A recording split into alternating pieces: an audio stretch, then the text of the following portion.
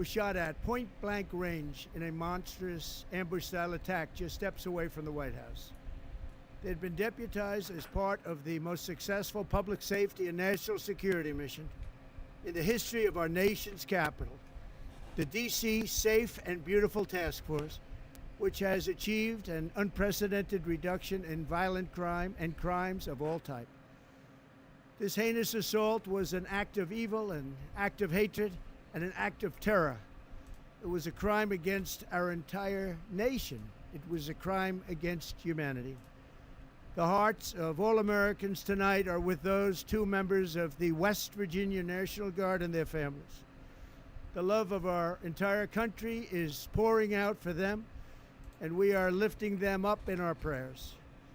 As we are filled with anguish and grief for those who were shot, we're also filled with righteous anger and ferocious resolve.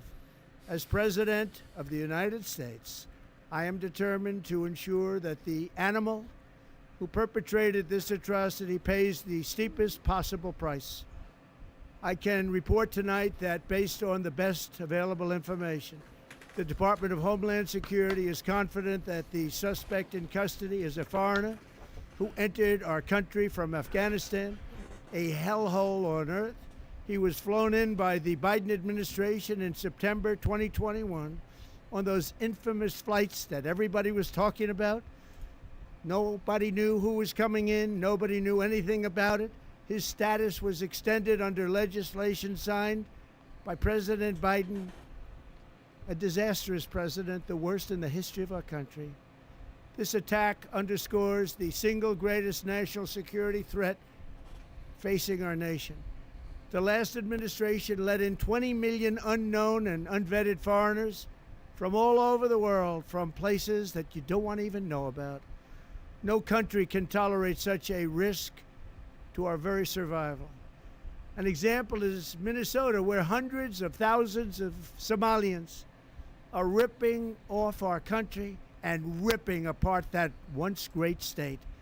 Billions of dollars are lost, and gangs of Somalians come from a country that doesn't even have a government, no laws, no water, no military, no nothing. As their representatives in our country preach to us about our Constitution and how our country is no good. We're not going to put up with these kind of assaults on law and order by people who shouldn't even be in our country. We must now re-examine every single alien who has entered our country from Afghanistan under Biden, and we must take all necessary measures to ensure the removal of any alien from any country who does not belong here or add benefit to our country. If they can't love our country, we don't want them. America will never bend and never yield in the face of terror. And at the same time, we will not be deterred from the mission these service members were so nobly fulfilling. That is why tonight I can announce that I have directed the Department of War to mobilize an additional 500 troops to help protect our capital city. We They need to be armed. America totally safe again. They need to be We armed. will bring the perpetrator of this barbaric attack to swift and certain justice if the bullets going in the opposite direction haven't already done that.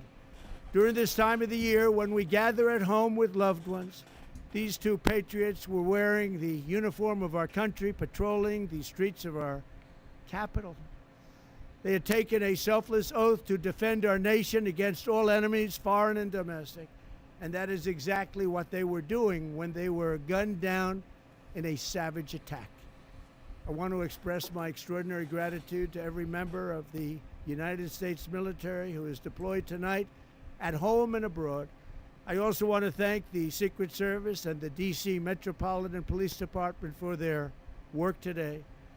This Thanksgiving, I ask every family to say a prayer for the two great heroes who were so horribly shot, and for their loved ones. Please say a prayer. May God bless them and comfort them, and may God bless and protect the United States of America. Thank you and good night.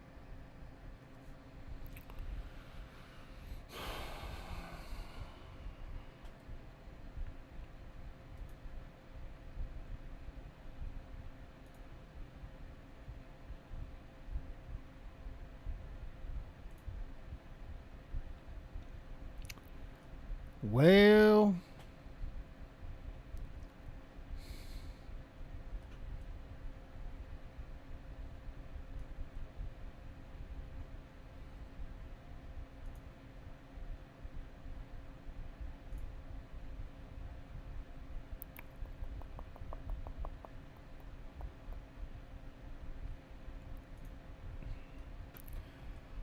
let's go to Twitter for a minute.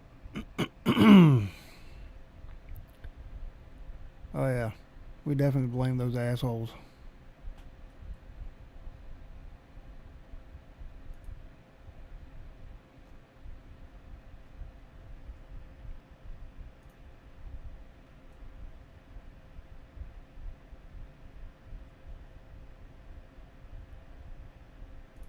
Here it is.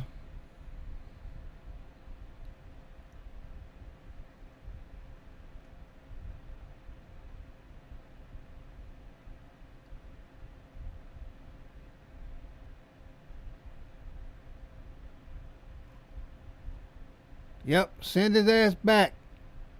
Send his ass back. Look at him.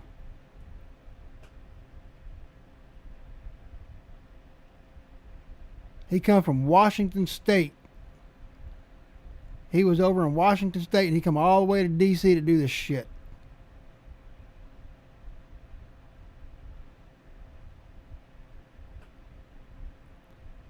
I knew he was a Muslim. A dirty fucking Muslim.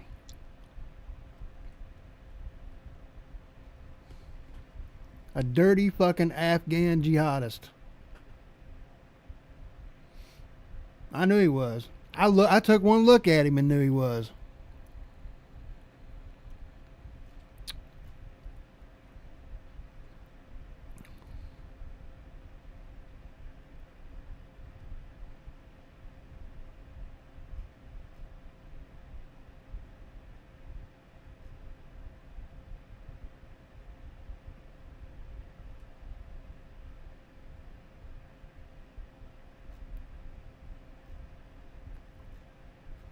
That right there, that is right.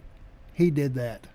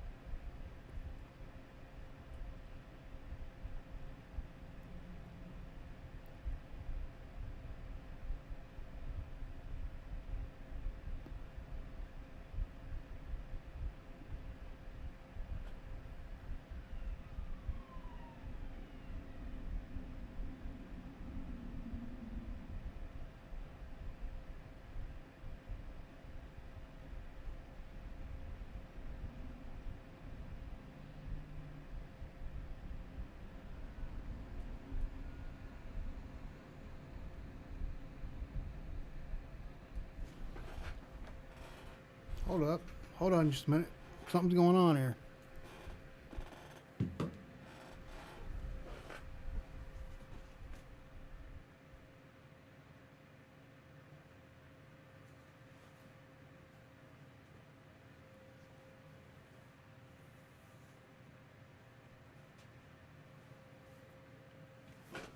Oh.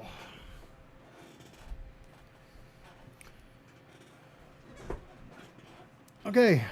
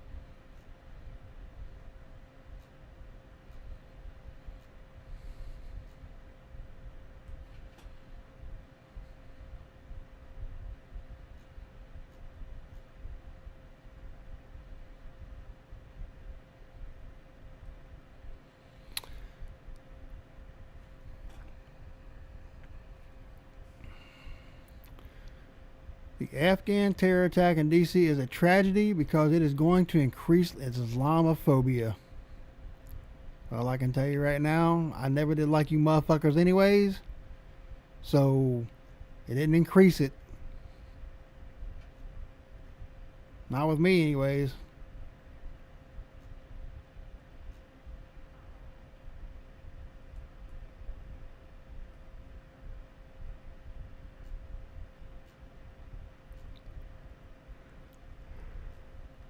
Oh my God, excuse me.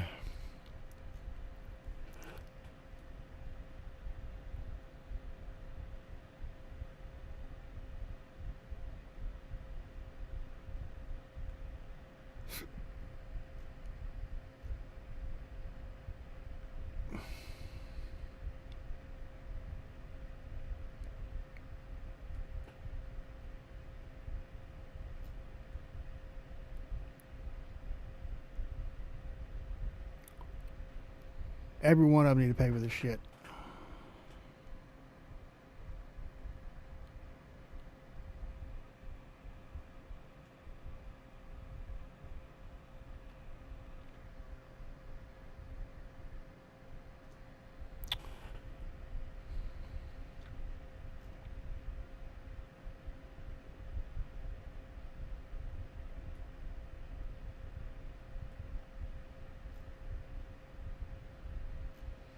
I could care less. If you think I'm an Islamophobe, I could care less. I don't give a shit. I don't give a shit.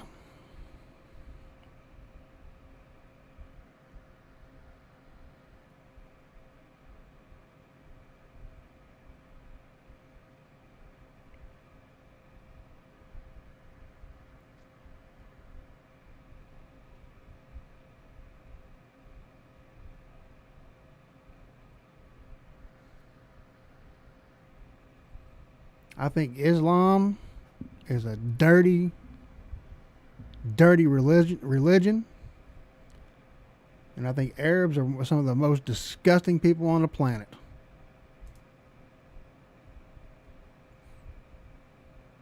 And I don't care who fucking says otherwise. I don't care. I don't care. I don't care. You can call me Islamophobic, an Islamophobe. I dealt with these dirty bastards. I know exactly how they are. In fact, I can show you.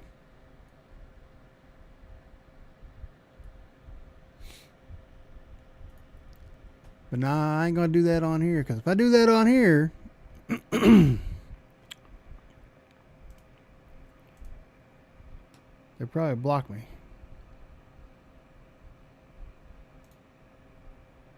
Block me from making videos ever again.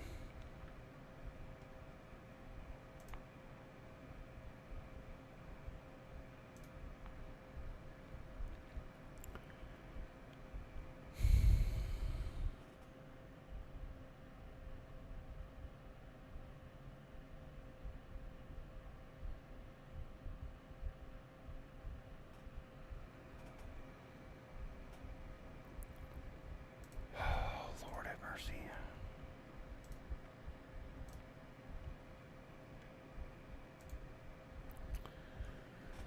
Well, let's see what's going on here. Let's see what's going on over in, let's see.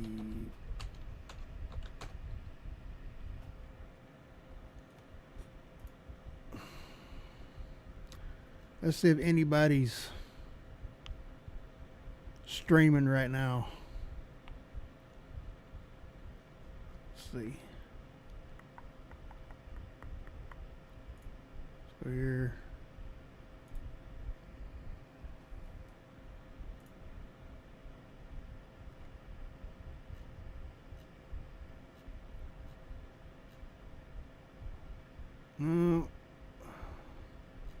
It's October 17th.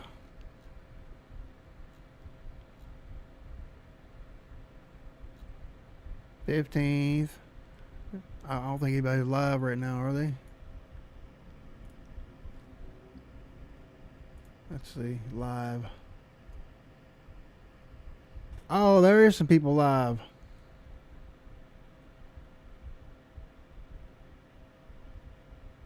Oh, no, no, it's not live. That's not live. That's not live. That's not live. That's old footage. Fucking October.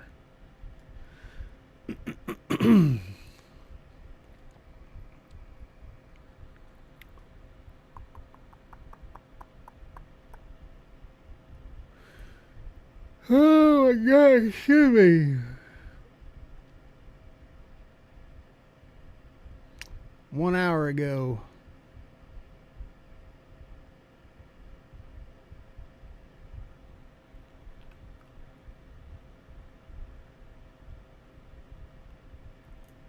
Let's see if this Family is live. situation where there are others involved. What was he doing? And it's my understanding he is male. That what was he doing with us over there specifically? And they'll be asking all these questions. We may find out that it could be a lot of different things. Could be that he was possibly trained with the Afghan national government. Could have been a lot of different things that would indicate. And frankly, tragically, based on what we saw today, he does seem to know his way around a firearm. So we're going to find out more about what was going on there, and we may find out also what his status was, whether he was. Hold up.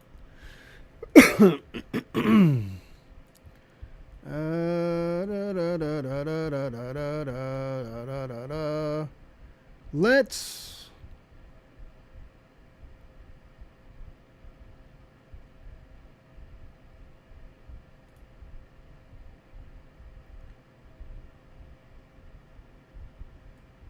that was streamed 2 days ago.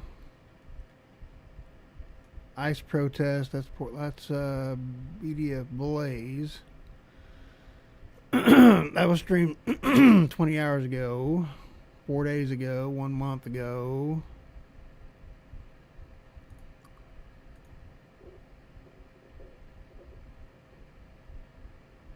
One day ago.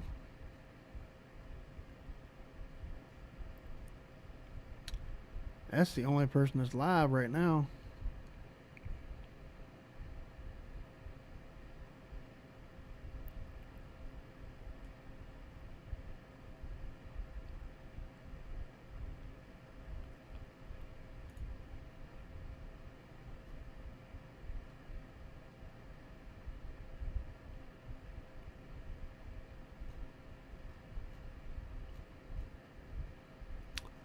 I don't see anybody in there.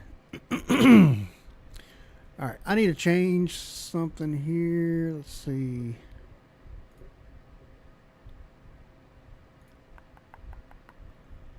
I need to actually change that.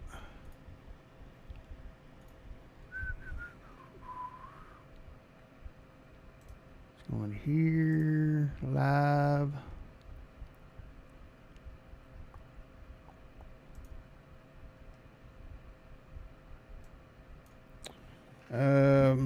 Let me move that out of the way for just a second here.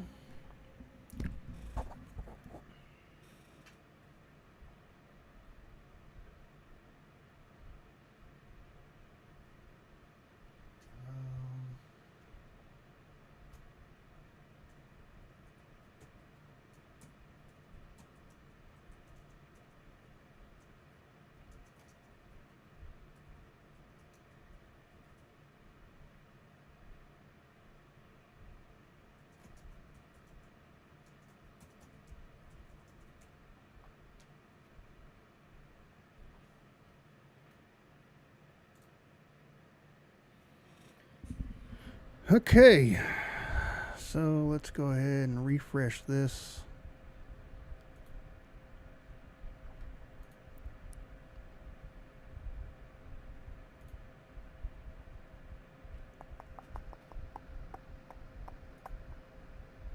All right, so I've got a stream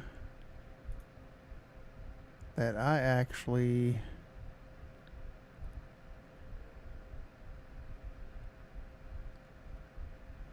there it is.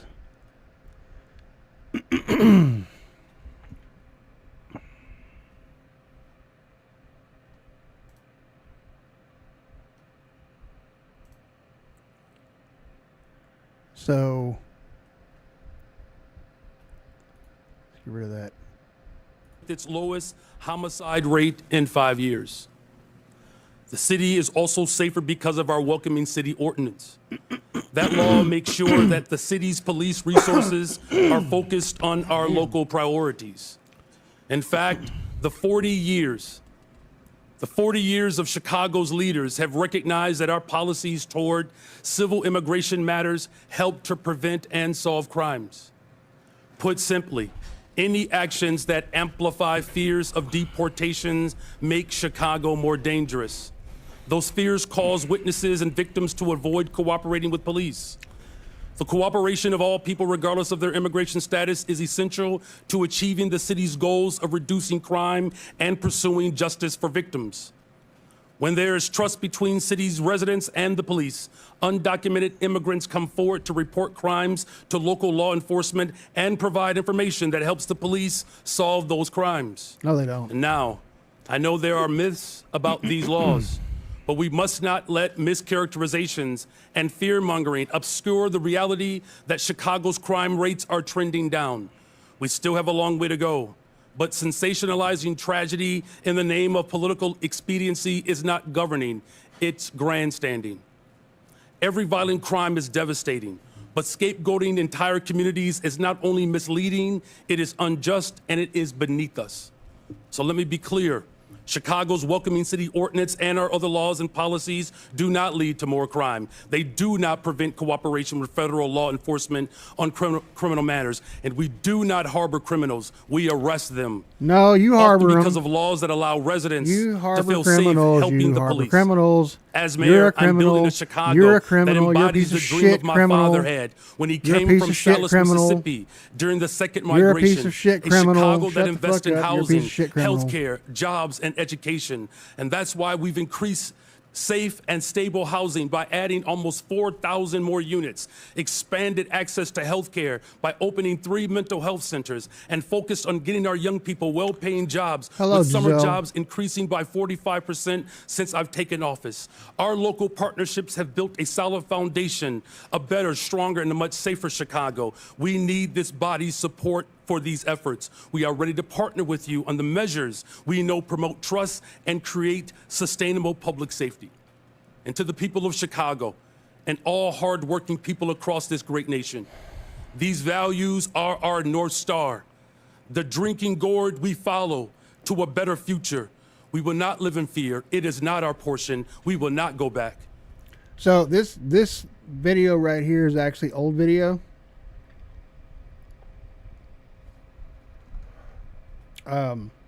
This video right here is actually an old video, and the reason I say this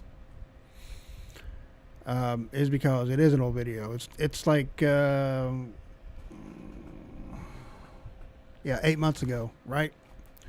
So this clown, Mayor Johnson, they've been screaming rhetoric like every single day for the past, well, since November 5th of last year. So when President Trump won, they decided to throw the rhetoric in here and spout all this bullshit. So we've been trying to tone it down, right? The right's been trying to tone it down, but the left just keep on and on and on and on.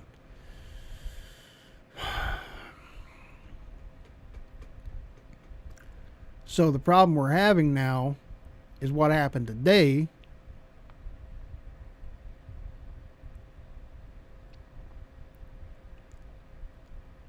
With the tragic deaths of 2 National Guard members,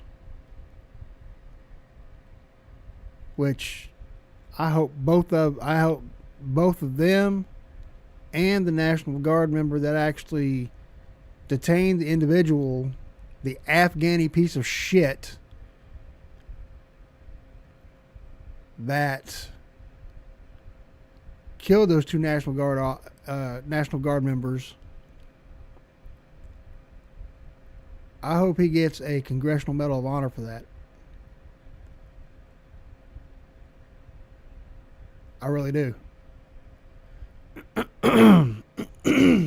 Because, and I hope they get posthumously awards for their sacrifices as well.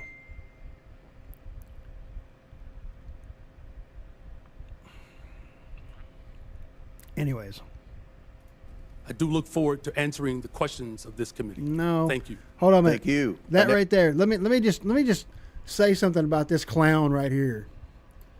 This clown right here is one of the worst people in the fucking world. I would like to take my fist and sham it right up that fucking goddamn big ass fucking nose of his. Just right up his fucking nose. Like consistently, just over and over and over again.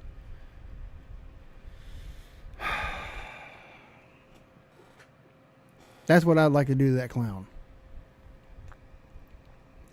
But unfortunately, I can't. So, I've got to take my frustrations out some other way. And I'm not exactly sure how I'm going to do that yet. But all I know is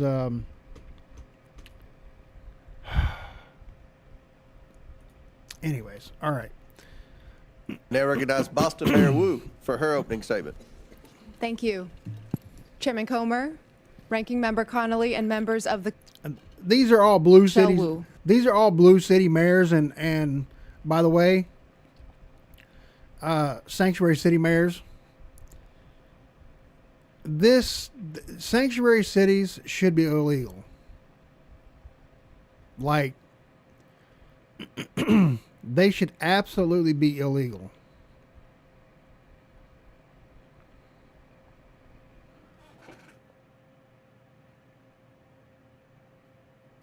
I don't even know what that is. What is that?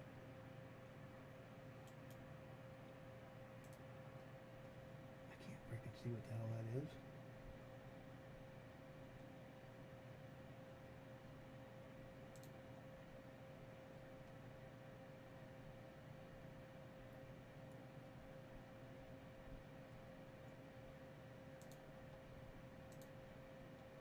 I don't know what that is. It looks like a bone.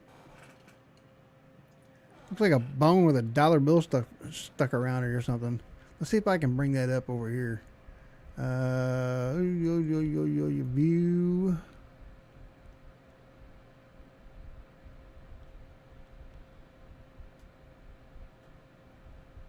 Where is my live chat? Docs. Chat.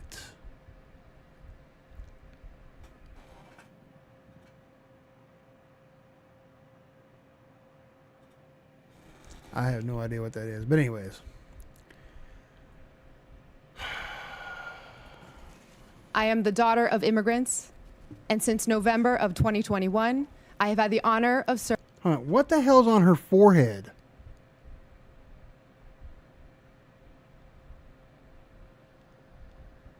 Oh my goodness. All right. Serving as mayor of Boston.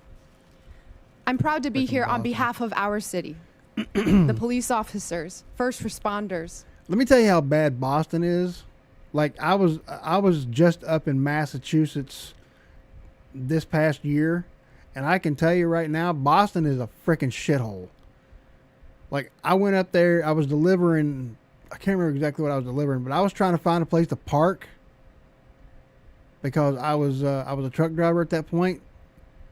And I can tell you right now that trying to find a place to park near Boston, Massachusetts, Boston, is damn near impossible. Like every place that you go to up there was just freaking horrible. I had to go to Shrewsbury, Massachusetts. Shrewsbury, which was like 50 miles away. to the Schneider terminal over there. And yeah, anyways. City workers, the faith leaders, teachers, parents, and neighbors who partner every day to make Boston the safest major city in the nation. And I'm proud every day to work alongside the greatest police commissioner in the nation, Commissioner Michael Cox. Every year since I took office, we've set a new record low for gun violence in Boston. Last year, Boston saw the fewest homicides on record in the last 70 years. Those are the facts. And behind these record lows are historic highs. The most ever young people working paid summer jobs, the most pre-K seats at no cost to families, the most affordable housing built in a generation. We have invested in the kinds of opportunities that cultivate prosperity and eradicate crime. And the laws on our books promote the kind of community trust that keeps all of us safe. In Boston, our police department resources and taxpayer dollars go towards preventing and solving crimes. And when it comes to criminal matters, the Boston Police partner every day with state and federal law enforcement. But Massachusetts state law and the Boston Trust Act make clear that immigration is federal law enforcement's responsibility. We are the safest major city in the country because our gun laws are the strongest in the nation, because our officers have built relationships over decades, and because all of our residents can trust that when they call 911 in the event of an emergency or to report a crime, help will come. This federal administration's approach is undermining that trust. In the past month, I've met with residents and faith leaders in community centers and places of worship, asking my constituents what they want Congress to know. And what I heard over and over again was fear and frustration. I spoke with pastors whose pews are half empty on Sundays, doctors whose patients are missing appointments, teachers whose students aren't coming to class, neighbors afraid to report crimes in their communities, and victims of violence who won't call the police. This federal administration is making hardworking, tax-paying, God-fearing residents afraid to live their lives. With AI, You can create any character you want in seconds. This used to require huge Hollywood budgets, complex software, in tons of time. But right now, all you need is a laptop and knowledge of the best AI tools. It'll cost you practically nothing, and it doesn't require a subscription. In just 2 days, I'll show you how to unlock the most advanced AI filmmaking tools without paying a cent in overpriced subscriptions. You'll learn how to create scroll-stopping videos that rack up millions of views, make profitable online ads that blow up your brand, turn any idea. Turn that crap off. A city that's scared is not a city that's safe. A land ruled by fear is not the land of the free. Next month, Boston will celebrate 250 years of our nation's freedom. And in every one of those years, Boston has welcomed the world to our shores. From the English immigrants fleeing religious persecution, to the Irish forced out by famine, to the families from Haiti, the Dominican Republic, Cabo Verde, Vietnam, and so many more who call Boston home today. We are the safest major city in the nation. We are home to the greatest healthcare, the greatest colleges and universities, the most advanced innovators, and the 2024 world champion Boston Celtics. We are the cradle of democracy and the city of champions. We are all of these things not in spite of our immigrants, but because of them. 1 in 7 signers of the Declaration of Independence were immigrants. On the last 4 Red Sox rosters to win a World Series, 1 in 5 were immigrants. Of all the faculty at Boston University to have earned a Nobel Prize, all but 1 were immigrants. Today, 1 in 4 Boston residents were born somewhere else. Most have jobs, many. Hold on, what? Why is it very profitable to sell old crypto wallets to the CD 4K project? I have no idea. I don't know.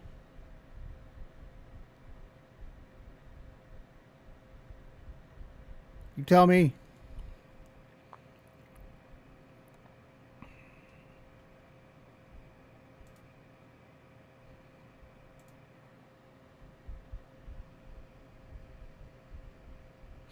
Have kids. All of them chose this country as their home because, like my mom and dad, they believe that here, where you've been, doesn't limit where you're going. The strength of your character has nothing to do with the color of your passport. And how You know, I find it so funny that, you know, these people, they get so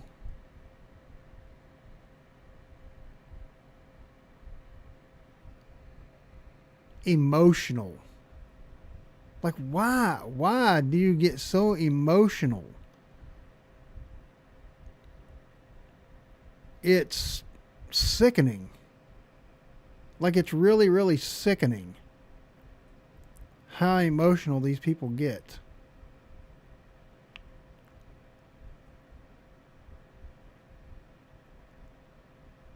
I don't understand it. how hard you work matters more than where you were born. Because let me put it like this: if anybody should be emotional right now, it should be me. It should be people like me who are trying to keep our country from becoming a third world shithole. Wherever you're from, if you pitch in, look out for your neighbors, and cheer for the home team, you can build a better future here for the people you love. So to every one of my neighbors back in Boston, know this: you belong here. This is your home. Not if you're illegal. Boston es tu hogar. Boston, 这la caillou. 这是你的家. This is our city. Not if you're illegal. We are the safest major city in the nation because we are safe for everyone. Not if you're illegal. Thank you. I now recognize Mr. Beer for his opening statement. Chairman Comer, Ranking Member Connolly, and distinguished members of the committee, thank you for the opportunity to testify. The Cato Institute's half-century of independent research demonstrates that people of all races, religions, and birthplaces can thrive in a free society. All right, Liberty must be protected. The Trust Act was first passed. You said in that interview that in terms of Boston's policy, there is a prohibition on resources and personnel going to enforce civil immigration detainers, meaning Boston police and other departments cannot cooperate with ICE when it comes to detaining on civil warrants. Mayor, is Boston a sanctuary city? Boston is a safe city. I take that as a yes. And Mayor Adams, on November 12, 2024, you said, Boston quote, is this a is a sanctuary city. But I city. must comment that you have, of the witnesses today of the major cities, you have publicly stated that you were willing to work with ICE on detaining the most criminal illegals, and I want to publicly thank you for that. But my question to you, sir, is New York City a sanctuary city? Based on our classification, yes. Okay. Last year, in a Boston suburb, an illegal alien raped and impregnated his 14-year-old daughter while living in a shelter for illegal aliens. Mayor Wu, under Boston law, would you turn this criminal over to ICE on a detainer? Whenever there's a criminal warrant, Boston police enforce that and hold people accountable. So would you turn that but it's gotta criminal over to ICE? This happened outside the city of Boston, but I can tell you in the city, whenever someone commits a crime, whenever there's a criminal warrant, we hold them accountable. If ICE deems that they are dangerous enough to obtain a criminal warrant, and the Boston police will enforce it. Will you turn that criminal over to ICE? We follow the laws, and take we that make as a no. sure that everyone... In Chicago, an illegal alien who is a suspected member of a violent foreign gang who was brought into custody for his potential involvement in a murder. That as a no. He was released when Cook County declined to press that as a charges. no. This illegal alien is also facing charges for kidnapping and sexually assaulting his former girlfriend last year. Now he's on the streets. Mayor Johnson, under Chicago law, would you turn this criminal over to ICE on a detainer? Now you know that he won't. Our local law enforcement works hard every day to get criminals off the streets of Chicago. Would you turn that criminal over to ICE? That's the problem. That's one of the topics of this conversation. That's one of the. This is what I don't get. Like, I don't understand this. Why don't they just fucking answer the goddamn question? Yes or no. It's that simple. Yes or no. It's a very, very simple question. Will you or will you not turn that illegal alien criminal over to ICE? Yes or no? Well, yes, sir, I will. No, sorry, I can't do that. That's how easy it is. That's how easy it is. It's not rocket fucking science. It's a yes or no question. Yes or no. The only thing that they're doing is they're pandering to their base. They're pandering to the Democrat Party of the far left Democrat Party of their. They're pandering to their base. And it's ridiculous. Why? Why would you do something like that? Why would you not turn an illegal immigrant over to, especially one that's a violent illegal immigrant? Why would you not want to turn them over to Immigration Customs and Enforcement? Why? It just doesn't make any sense to me. You know, it's the same way when when somebody says, or let me put it like this, when the Department of, well, it's the Department of War now, but presidents, past presidents, the Department of Defense, they leak information to the press, and they say, we're gonna bomb so and so in 1 week. We're gonna put boots on the ground in a country in 2 weeks. And I could never understand why. And I don't know why they do this, but they give the enemy a heads up that they're going to do this shit. They give the enemy a heads up that they're going to do this shit. But they don't do it secretly. They put it out there and let the whole world fucking know that they're gonna go bomb someplace or bomb somebody. And it's been like that for several decades now. And it's ridiculous. Like, why in the hell would you tell somebody that you're gonna bomb them? I just don't. It just doesn't make any sense to me. And it's the same thing that I see with these questions right here. This question right here, it's a yes or no question. Do you allow, or will you turn an illegal immigrant over to ICE? Will you turn that criminal over to Immigration Customs and Enforcement? It's a yes or no question. It doesn't require a long speech. It doesn't require any of that. It just requires a yes or no answer. Yes or no. Will you turn this criminal over to ICE?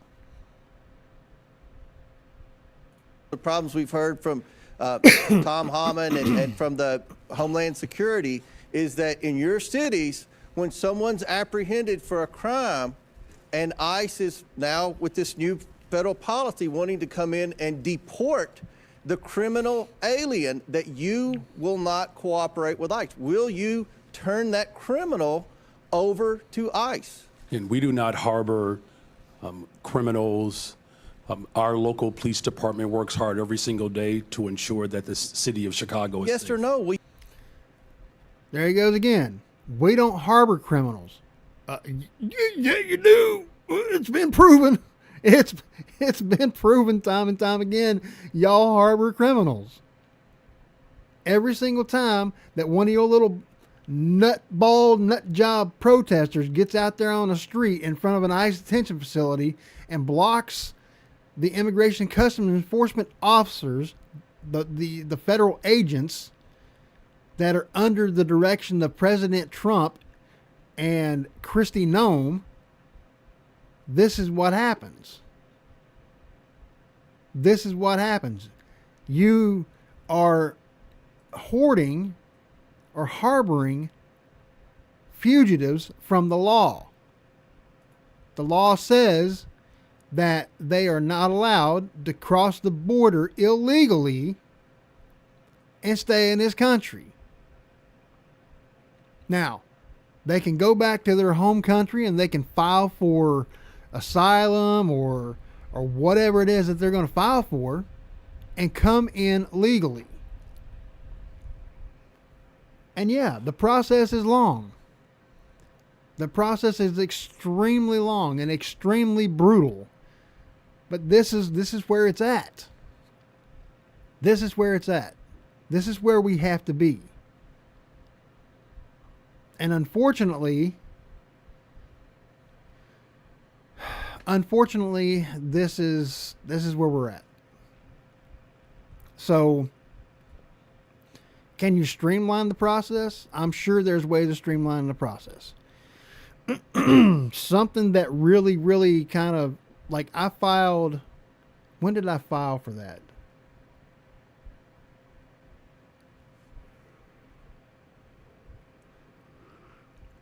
October 20th. No.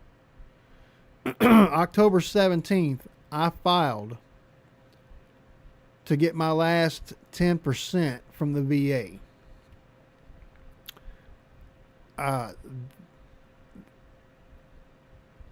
They only backdated me to November 1st. I don't know why they did that. It should have been like to October 17th. But anyways, so November 20th is when I actually was it November 20th? November 20th was the date that they started the process of actually looking through all of my medical records and stuff. But I'd actually had appointments and stuff before that. Now, I'm surprised that it was as streamlined as it was. But VES, which is Veterans Evaluation Services, actually did their job. Which they didn't never do it before the way they were supposed to. But they actually did it this time, which surprised the shit out of me. So there are ways. The government does have ways of streamlining services. You can outsource the service.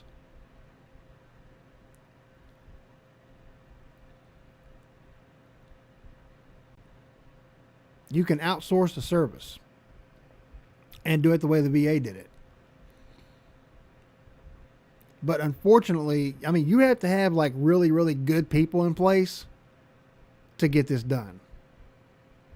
Because there are a lot of people out there who will take advantage of this whole situation. They really will take advantage of the situation. Will you turn the criminal over to ICE? With a criminal warrant from the federal government. See how he's okay, this is another thing too. See how he's kind of like saying with a federal warrant from the government. The problem with that, the problem with having a federal warrant from the government, the problem with that is that with a federal warrant, they know when you're coming. Somebody's going to tip them off. That's why I like the no-knock warrants, the no-knock kind of stuff. They can go in, they can get the criminal, and then worry about the consequences later. I like that part of doing the job. Because you get the criminal off the street, you put him in a holding cell somewhere, and If they got to deport them, they deport them. If they've got to put them in a more secure facility, then by all means put them in another secure facility. But this crap with the warrants and stuff, federal agents do not need warrants. They can stop you. They can detain you. They can stop you and detain you without a warrant. Our local law enforcement repeatedly collaborates with federal agents. No, you guys have told them not to collaborate with federal agents. All right, I'll be right back.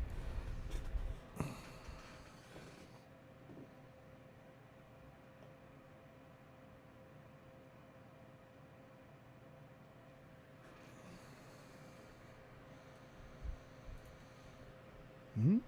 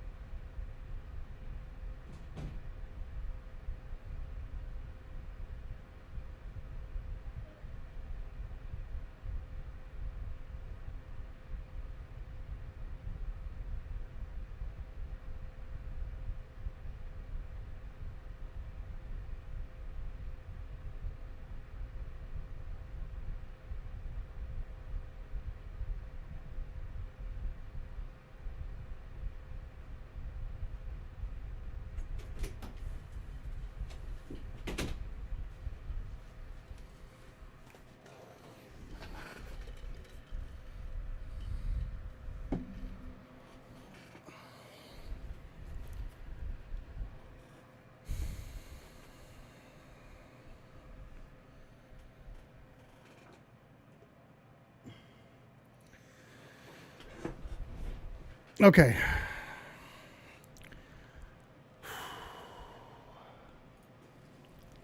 So you're saying publicly today, you will turn that alien over to ICE in a safe place like a jail and not turn him out on the street and say, here you go, ICE, good luck. You will turn that criminal over to ICE. With a criminal warrant, as we have done for 40 years. Should that criminal be turned over to ICE? With a criminal warrant, they are subject to the federal laws, and that includes deportation. My time has expired, but oh my goodness. The reason we created these initial robots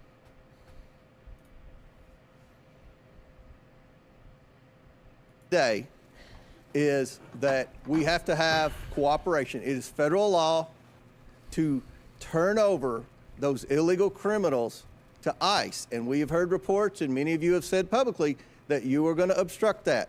That is against the law, and we're going to hear more about that today. Now I recognize the ranking member, Conley, for his 5 minutes. Thank you. Mayor Wu, I quoted Tom Homan, the so-called border czar, saying that he wanted to bring hell. He was bringing hell to the city of Boston.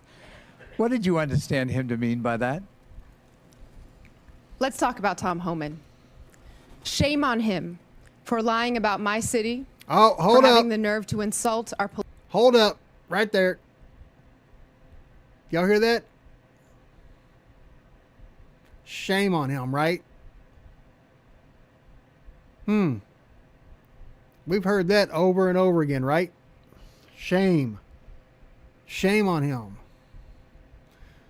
We've heard that time and time again from these lawmakers, from these governors, these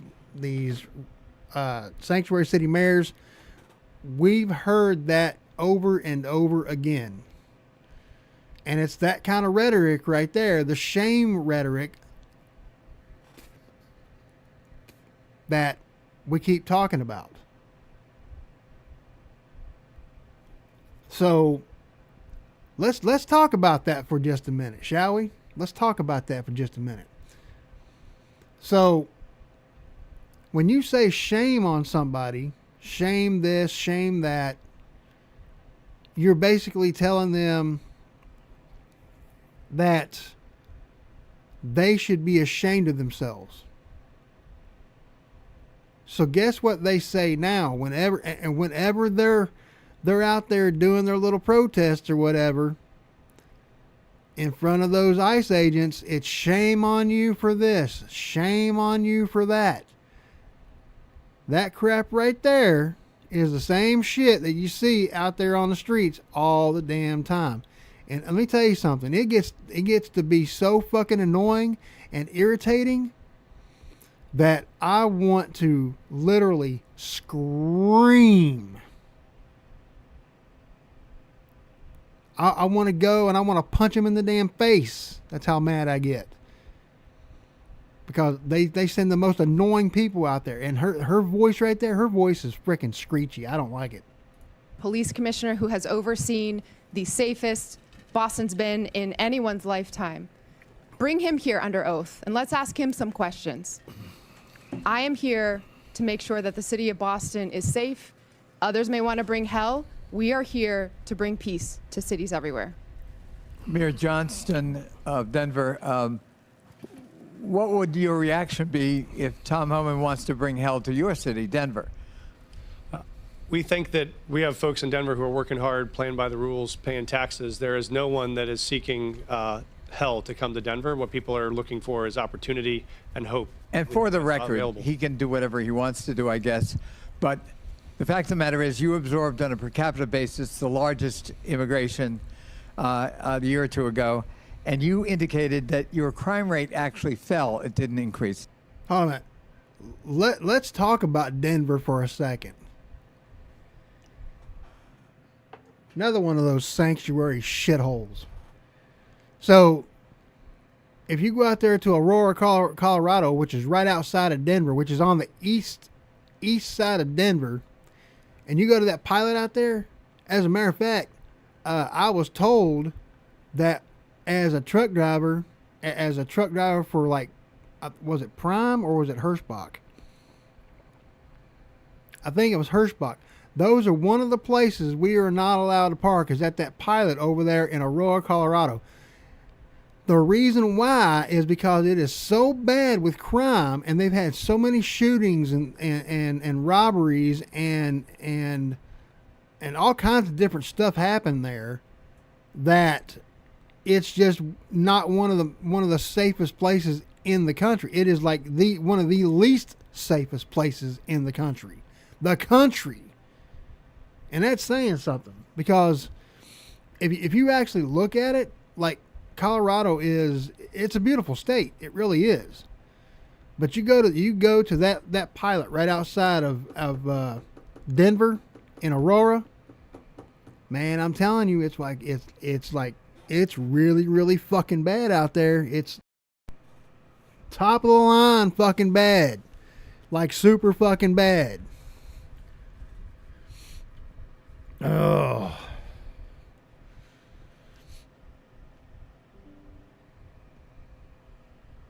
Is that correct? That is correct. Crime is down in Denver. We have homicides down 17%. Violent shootings are down 24%. And in Boston, down. I'm sorry, I've got limited time. Mayor Wu. And this is probably one of the reasons why Tom Homan is not like zeroing in on Denver, Colorado, because the crime is down to a manageable level. And that's what he's trying to do and the only reason he's really going after Chicago and places like Chicago and New York is because they're pushing back. They're pushing back on him. That's the reason why he is pushing so hard to actually do this. And that's the reason he's pushing so hard, okay? So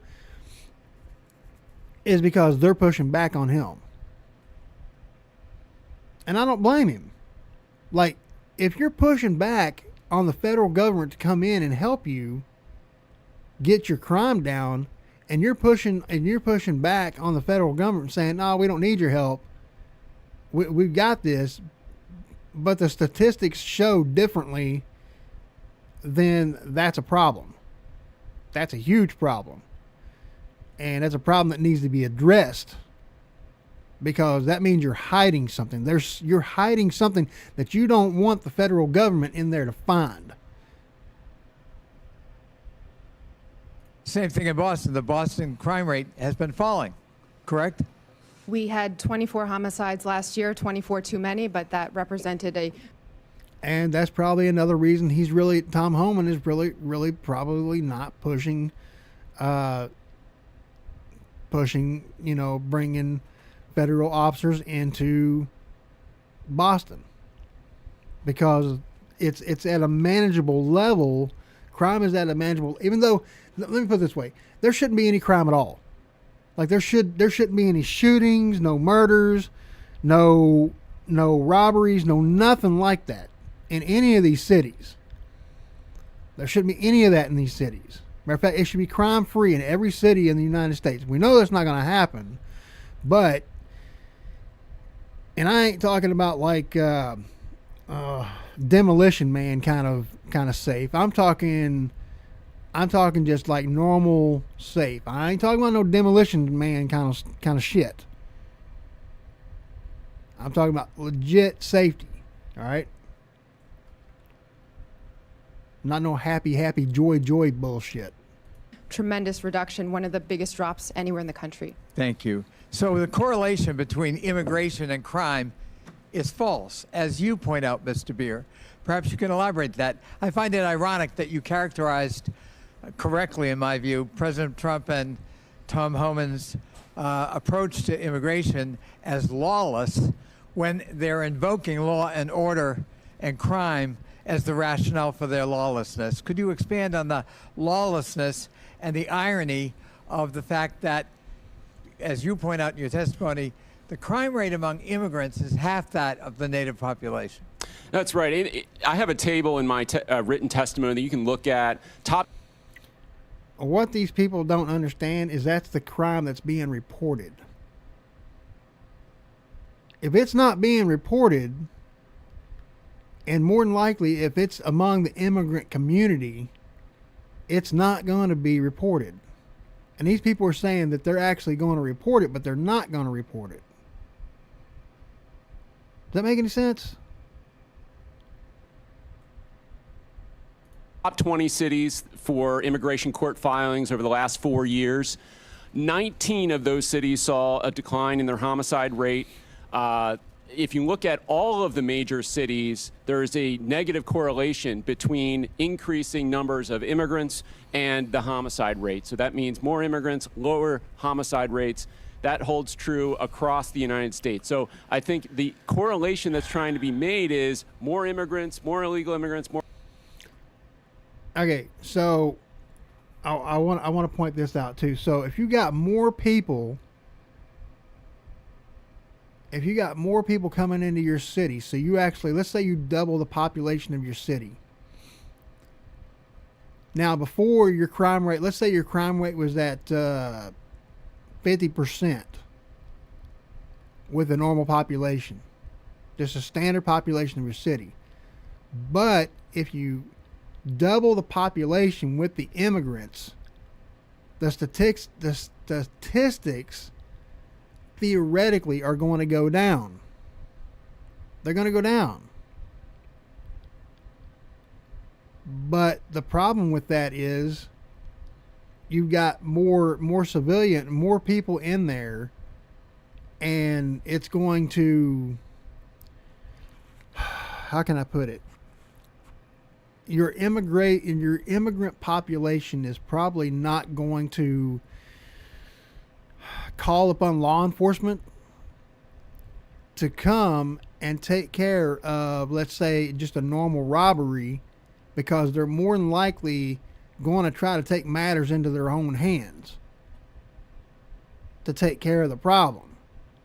So they're not going to voluntarily call the cops and say, hey, this man stole my wallet, or somebody stole my wallet.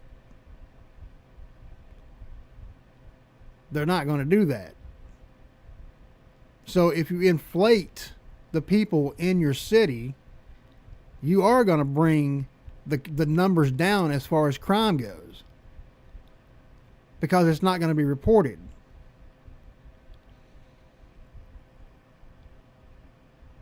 And Tom Homan is probably going to be like, okay, well, if your crime rate is down, and it's showing it's down, like say in the past 4 years it's dropped, then we're probably not going to come into your city unless we know for sure, 100% sure, that there's some people in your city that are not supposed to be there. That's the way it's supposed to go, right? But this is Tom Homan we're talking about. And Tom Homan doesn't play by the rules a lot of times. So more chaos, more crime. And he really hates these damn these mayors, these city mayors. He really does not like them at all. He despises them. Does not hold. What we do see under this administration is an increasing willingness to ignore the laws. He is, as I mentioned, signed an executive order that says he can ignore due process rights for people who are accused of being in the country illegally. This is an incredibly dangerous assertion of authority and should be investigated by Congress. And is it a reasonable proposition for a local leader? I know I was chairman of my county, which is like being mayor of a large county, and you know, we focused on local law enforcement. You know, we tried to help the feds when we could. We were cooperative where we could be, but our job was local law enforcement, and there is a clash when ICE behaves this way, and I described some horrible incidents. It instills fear in the immigrant community, and it fosters non-cooperation rather than cooperation, which is the mandate of each of these leaders, is it not? Absolutely. We want cooperation. Many of these cities are the reason why immigrants are more likely to cooperate and report crimes to the police than the U.S.-born population is. So there are good reasons to limit this mass deportation of people in their communities. I would just argue that the premise of this hearing is false. We have local law enforcement cooperating with the local political leadership, and it's working. It's bringing down crime rates. And the proposition that immigrants cause crime is false. In fact, patently false, as your testimony, I think, would demonstrate, Mr. Beer. I beg differ. Tren de Agua. Those clowns that are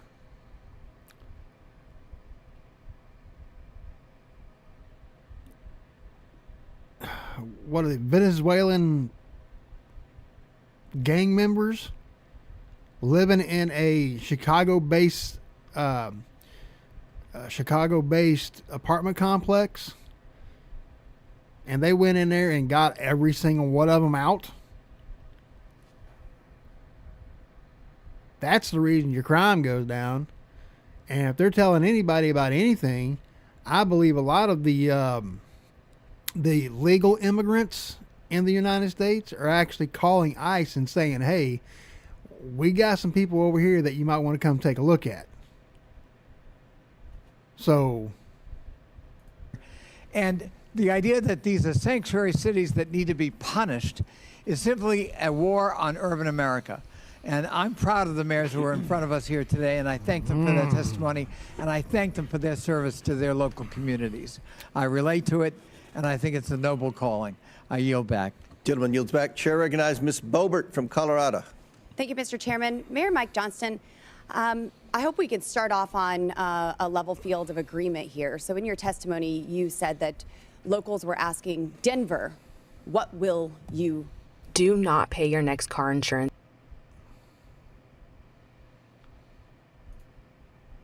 When they saw 10 to 11 buses coming in a day and Oh, I like her. 42,000 She's fun. illegal aliens entering their city. Denver, what will you do? And in a Fox 31 interview in January, you blamed state law for not allowing the city of Denver to coordinate with ICE, resulting in Denver being a sanctuary city, saying, quote, the whole state is bound by our state law in this, which is pretty consistent in some of these practices, like everywhere in the state. We don't honor ICE detainers, end quote. I've demanded Governor. You see? So she's telling him, hey, she is from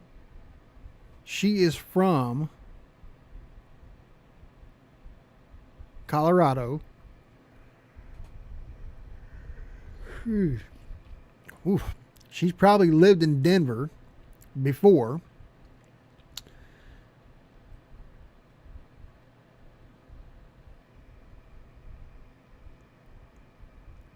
So more than likely, she knows how Denver actually is. Oh man, I need to change this again.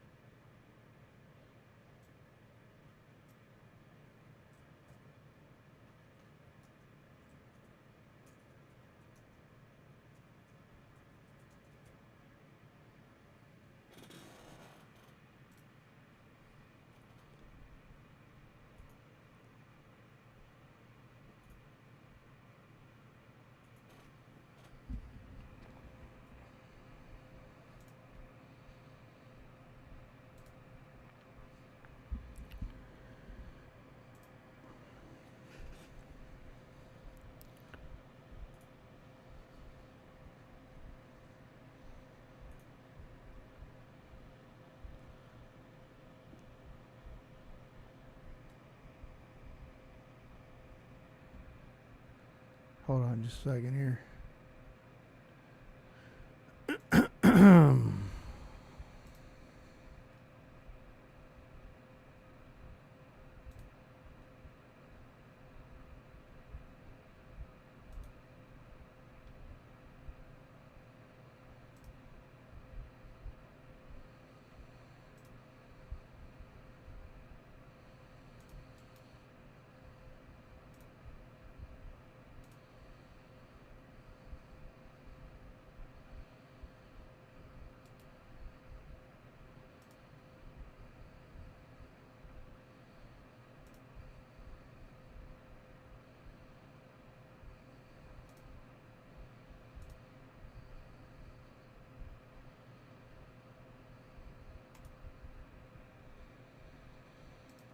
Okay.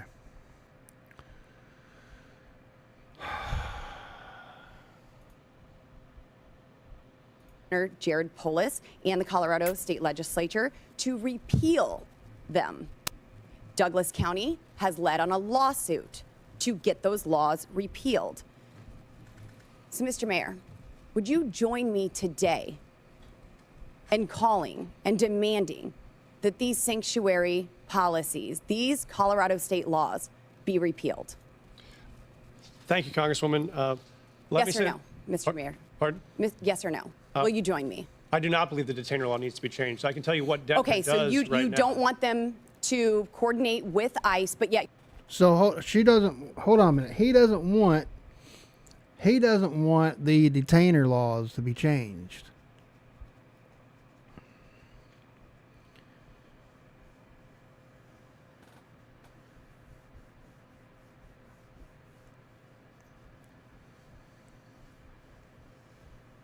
They don't want the detainer laws to be changed. This is a problem.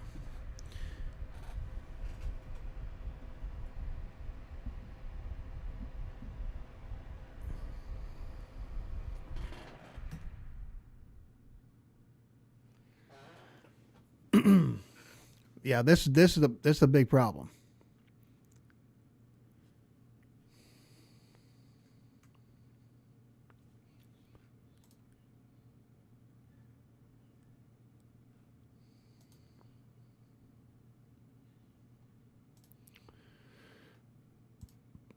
Oh, excuse me.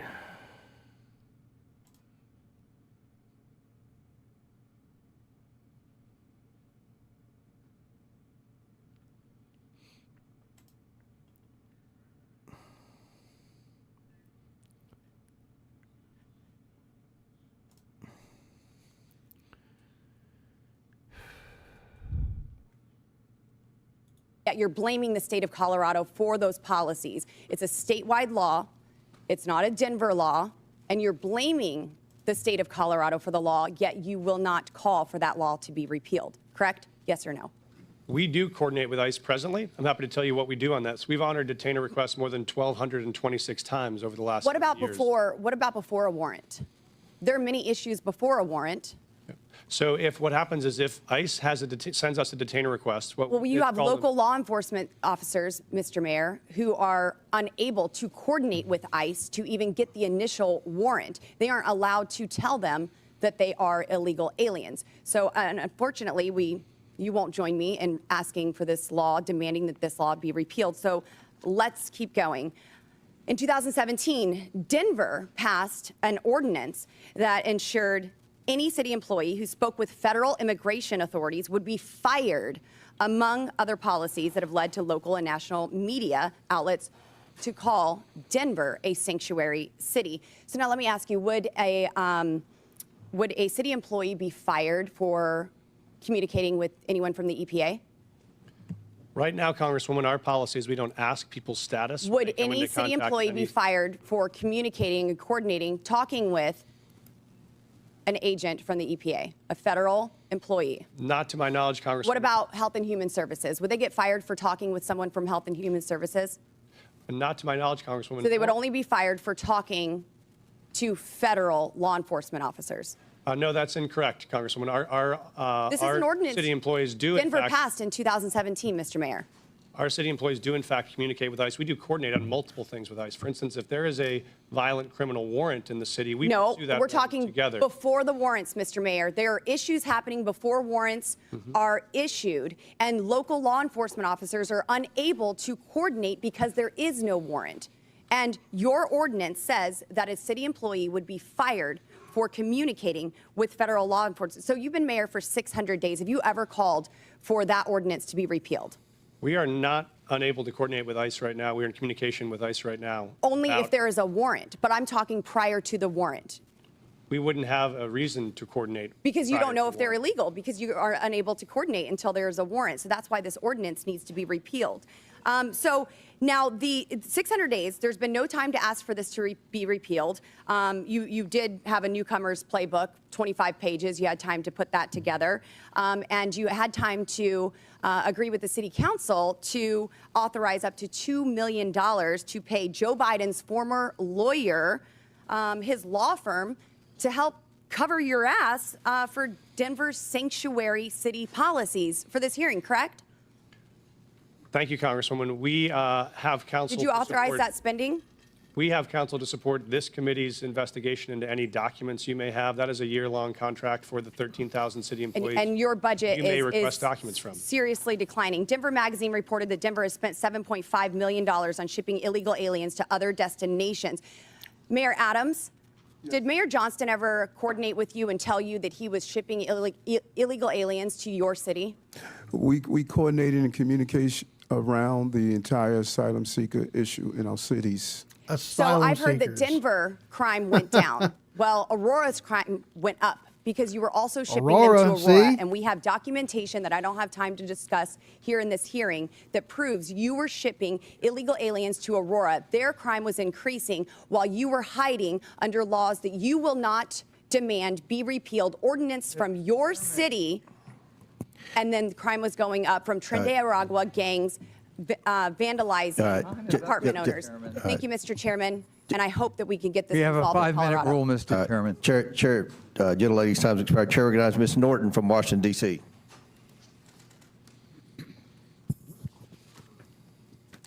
There have been a lot of talk today about these cities and their, in my view, principal decision not to respond to extrajudicial ICE detainers. But I would like to back up and talk about these detainers, what these detainers really are. Requests from ICE to unconstitutionally hold someone without due process or probable cause. Meet Squibbler, the AI book writer that transforms your ideas into fully developed. Enforcing ICE detainers is also expensive, often results in mistakenly holding U.S. citizens and undermines public safety. See, there we go It with the diverts U.S. citizen shit. resources from protecting the local community to carry out the federal government's job of immigrant enforcement. Mayor Johnston,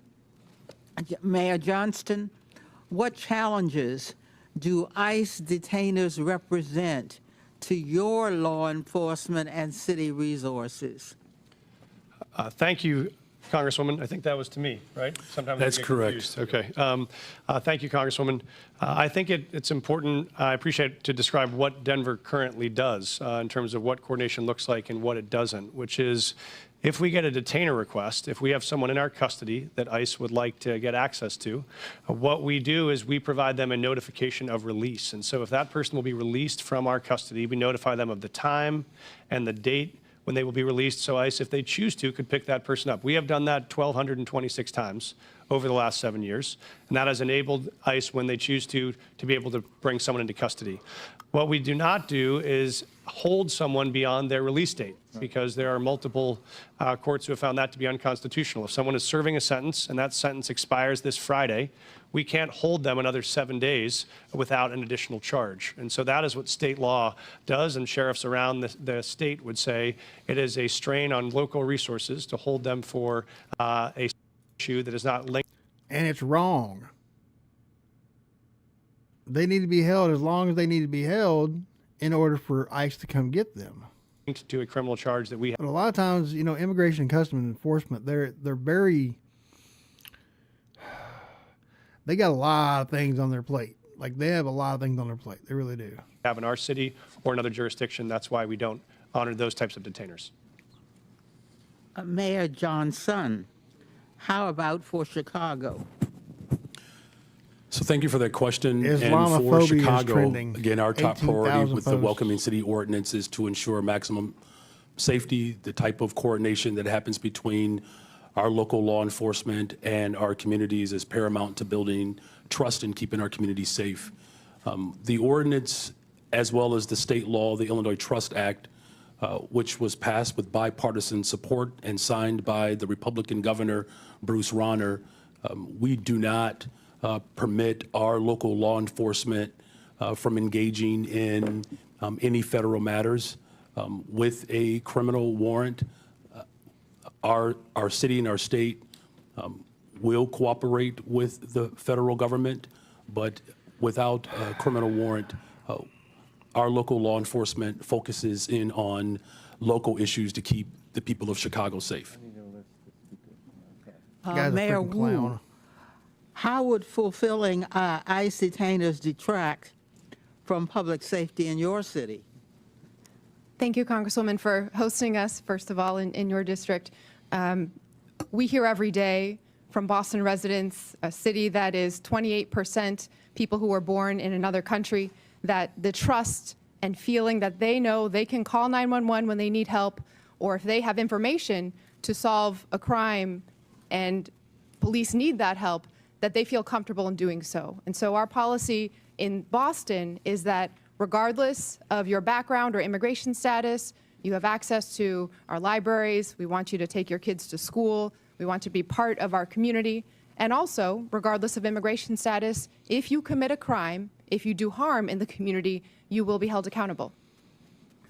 It is critical to the safety of Americans that cities have the ability to decide what is in the best interest of their people.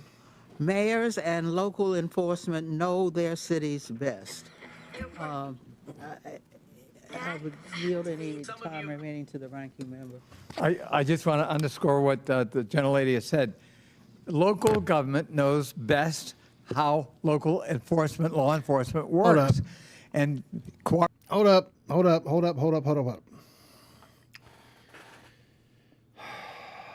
TikTok. Apple user 872293. I know you're not watching me on YouTube here, but here's the deal. So the seditious six and the Democrats are the ones that caused all the problems with the illegal immigrants. They are the ones that have caused all the problems with the illegal immigrants. Let me say that again. The Democrats and the seditious six are the ones that have caused all the problems that we've had in this country for the last 4 decades.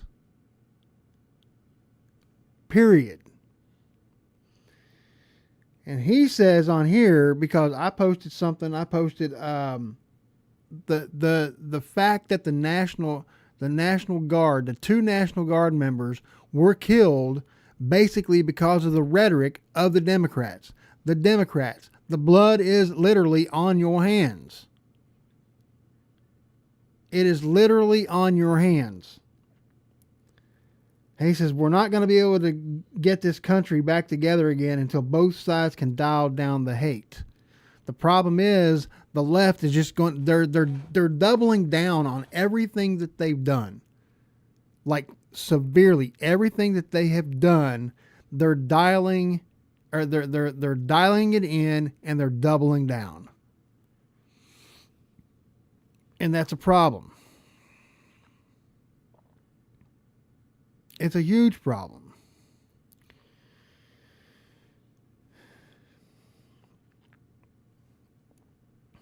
Because you've got people, you've basically got people who are, how can I put it? You basically have people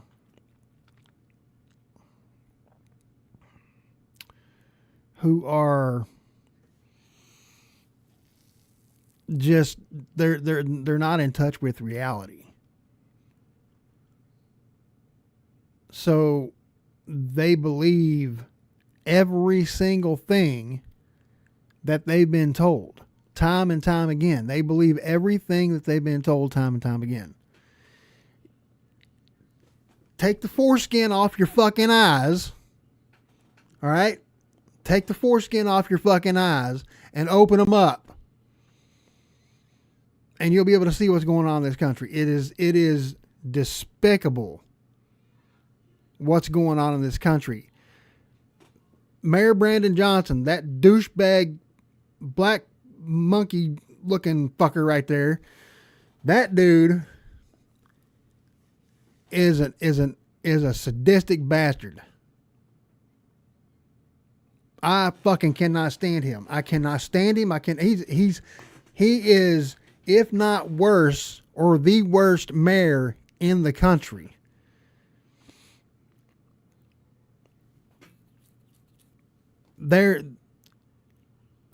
And it's been proven. It's already been proven that he is part of a very, very, very bad monetary legal issue in the state of Illinois and the city of Chicago. Something about money laundering or something like that. I'm not exactly sure, but I cannot stand that motherfucker. I think he is the trashiest fucking mayor in the country. And there's some pretty trashy mayors, but he takes the cake. All right. Him and J.B. Pritzker, that fat bastard, I'd like to fucking pop his goddamn snot locker a couple times too. Dirty little bitch. But the problem with these people is they just. You ever looked at? I'll tell you what. I'm gonna pause the video the next time that fucker comes up on the damn screen. I'm gonna pause the video and I'm gonna show you his eyes. Cooperating with ICE is part of that, but they can't be a substitute for ICE doing its own job, which is a federal responsibility. That clown's Thank got you a damn for mask. yielding. Before I recognize Mr. Jordan, I believe Ms. Boebert has a unanimous consent. Yes, Mr. Chairman, I'd like to ask unanimous consent to submit to the record multiple local news articles referencing Denver's sanctuary policies, including the Newcomers Playbook written by Mayor Adams and the budget, which shows millions and millions of dollars of the Denver city budget cut. Without objection, so ordered. Chair now recognizes Mr. Jordan from Ohio. Thank you, Mr. Chairman. Mayor Johnston, who's Abraham Gonzalez? Thank you, Congressman. He is a individual that was released from the county jail on Friday in the city and county of Denver. That's all you know about him? I do know that he was facing charges that the Venezuelan gang member arrested by Border Patrol on September 20th, 2023, released into the country by the Biden administration. A few months later, he's arrested in your city, charged with aggravated assault. On March 11th, 2024, he's charged with motor vehicle theft, stole a car, and then on March 20th, 2024, Mr. Gonzalez is charged with felony menacing. 6 days after that last charge, ICE sends you a detainer, which includes an administrative warrant. Basically, it says if you're going to release this bad guy, this gang member who allegedly stole a car, menaced people, and assaulted people, give us a 48-hour heads up. Is that right? That refresh your memory? I do know about the detainer request. I do know that we provided a notification of release. What kind of notice did you give ICE when you released him? We gave him notification. I'm not sure how long in advance it was. I do know that. 1 hour. I do know that there were 1 hour notice.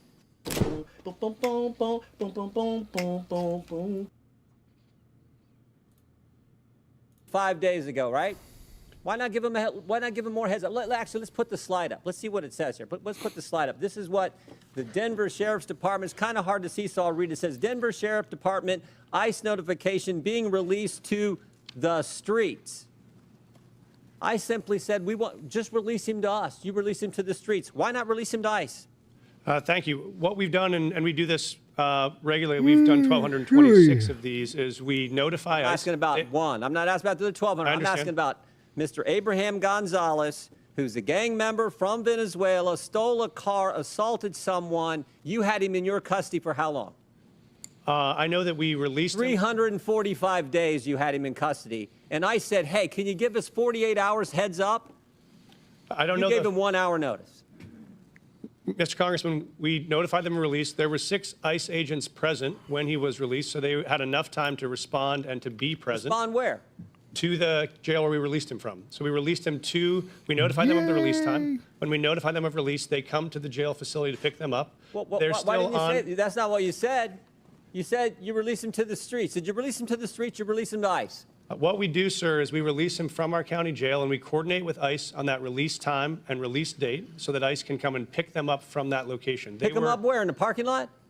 Yes, sir. They're on the facility Guess property. what happened in the parking lot? I know, sir. I've reviewed the video. So I looked at it. I've talked to the sheriff last night. One of the ICE officers got assaulted, didn't he? Yes, sir. I reviewed the Go video. They ICE. had to tase the guy, didn't they? Would you like me to answer, sir? No, I'd like you to answer. Did they tase him? I know that there were 6 officers that had multiple tasers. I saw the So they detention had on 6 video. officers. If you keep him in the facility and they come in the facility and get him, does it take 6 officers? Probably takes 2, doesn't it?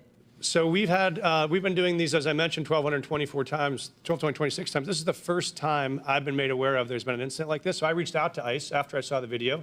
I've coordinated with their team and offered to sit down and see if there are procedures we can change. It's a simple make sure question. this works smoothly. It's a simple question. You can release him in the parking lot, give ICE 1 hour notice, and they got to send 6 officers to arrest this guy. Or you can say, hey, what? Here's what we're going to do. We're going to hold him. You come in and bring 2 officers in, and you turn him over there. Why not do it that way? We have a city You ordinance. know why you don't do it that way? We have a city ordinance that Because you're a governs. sanctuary city. This is the whole point. No, sir. Oh, hold on. Because I love watching Jim Jordan. He is he's something else. He really is something else. tell you why. If you talk about sanctuary as a definition of shielding people from law enforcement, we do not do that. What we do is provide services in this context. Yeah, you are shielding them from federal law enforcement. That's the whole thing. You're shielding them from federal agents. Federal agents. That's what sanctuary cities do. They don't operate like regular cities. They shield them from federal agents. Context, what we did is That's federal. And federal laws supersede city and state laws. So I don't understand why these people have these laws when federal agents can come in and just blast through them and not have to worry about them. You don't have to worry about state or city laws. Federal agents have they're federalized. Coordinated the An release. officer got assaulted because of your policy, which says we're going to release him to, in your words, not mine, to the streets.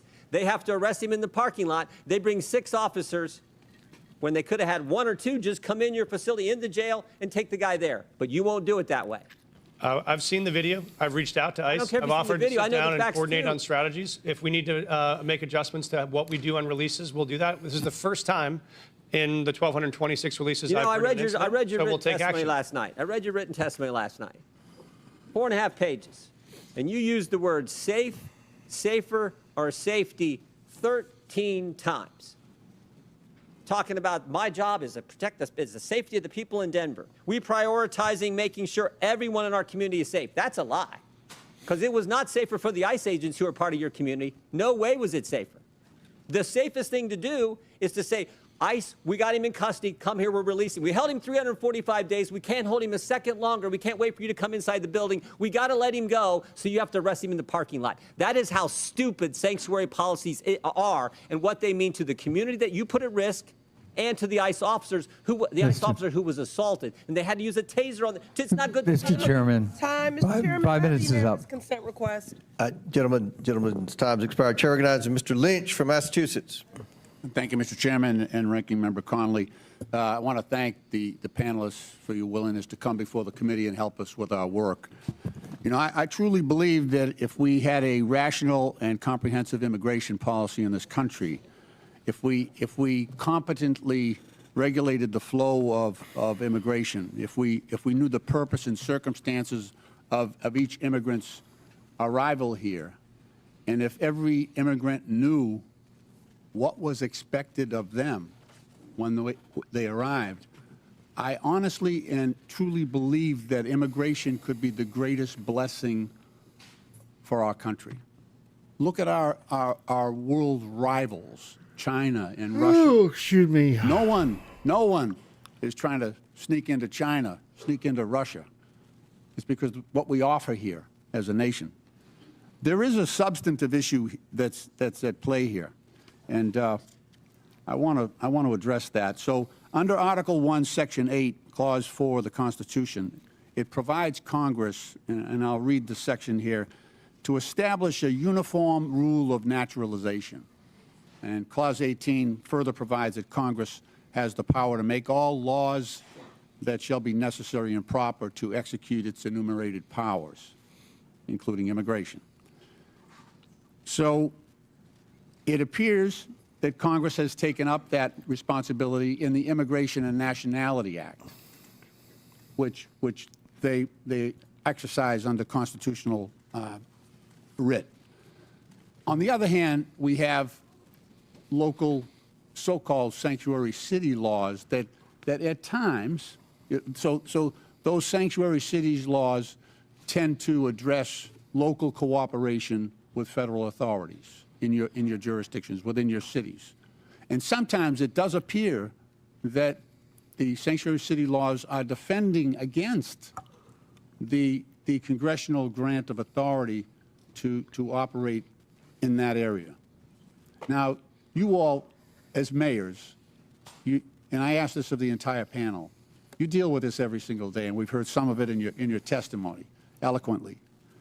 How do we, as lawmakers, we're struggling with this right now. There's a tension between that authority of Congress to act under Article 1 of the Constitution, and then your responsibility, nobly taken, to provide a safe environment for the residents and visitors to your cities. How do we reconcile, and I'm asking you for advice. You have a great perspective on this. How do we together reconcile the tension between those two operating systems? They're not going to. And they're fucking clowns. I welcome They're not going to. any advice you have on that, because that's what we are struggling with up here in terms of trying to come up with a comprehensive immigration policy that addresses all of these concerns. Mayor Johnson? Congressman, I'm happy to start the response. We obviously believe there is a federal system that has federal obligations and state and local obligations. We think, as Mayor Wu said, that our officers are uniquely prepared, trained, and ready to enforce local law and to keep our city safe. We want to focus on that. We do not have the capacity for our law enforcement to be doing federal immigration enforcement, but we want to be partners in making sure we're pulling violent criminals off the street. We do that now. We've done it in the past. We'll keep doing it. But we think the capacity for the federal government to focus on. But what I'm trying to point at is this. So the current president of the United States, Donald Trump, rode into office on this issue. On this issue. Yep, he put people in fear. I'm in a state that's 2,400 miles from the border. We're going to spend $1.5 billion on providing services and housing and everything to people who are in our state unlawfully. He got into office on that issue. So the costs to democracy are massive. It is now threatening our democracy because we have mishandled this issue. So we need to get together on this and turn immigration, like I say, into the greatest blessing that this country has, and not something that people are afraid of. That's the challenge. May I, Congressman? Please. This may be the last This may be the last blue dress I'm wearing this month. It's going to be green from here on out as we celebrate Irish American heritage back at home. Please pass comprehensive immigration law that is consistent and compassionate. That will make our jobs possible, and we would so appreciate that partnership. I hear you. Thank you. If you get stuck on the melody, or if you just feel like you can't get a song. Recognizes. Chair, I have a unanimous consent request. I didn't. I'm sorry. I have a unanimous consent request. Oh God, All Baldy's fixing to talk. Proceed. Okay, I'd like to seek unanimous consent to enter into the Miss record, Alopecia herself. thousands of DHS agents shift to deportation instead of drugs, weapons, and human trafficking. That is February 2025 USA Today. God, that Without Also, objection that to damn order. head's bright. Parents pull kids from childcare as immigration fears hit U.S. youngest. Without objection to order. Chair. Finally, an 11-year-old girl in Texas died by suicide after she was bullied about her family's immigration status, her mother says. Without objection to order. Chair recognizes Dr. Gosar from Arizona. Thank you, Mr. Chairman. Mayor Wu, I'll be showing up at your house tomorrow with my bags at 5 o'clock. Leave your doors unlocked, please. What are you making for dinner? Because I expect a warm meal and a balanced diet. Now, I'm going to need a car, and please leave me some cash because I'm going to need to go to my doctor's appointment on Friday. That would be to Mr. Mayor Johnson. I don't want to sleep on the couch, so put me up at a luxury hotel. You're the Mayor Johnson. Obviously, you wouldn't like this because you don't know me, right? You know nothing about me. You might not like that. Sanctuary cities offer this kind of hope, this false hope, to illegal aliens by saying that very thing. Stay with me. We don't tell anybody that you break our laws. Now, thank you. You've made the United States complicit and one of the largest purveyors of human trafficking in the world. Thank you. You're disgracing the legal immigration system that came here and the immigrants that came here the right way, through Ellis Island at the time, now through our going through our process. And I want to talk about that process because I've always been told, and it's never been really challenged, is that good process builds good policy, builds good politics. I think that works really, really good because you can always fall back to the process. If the process isn't good, you always get a good process.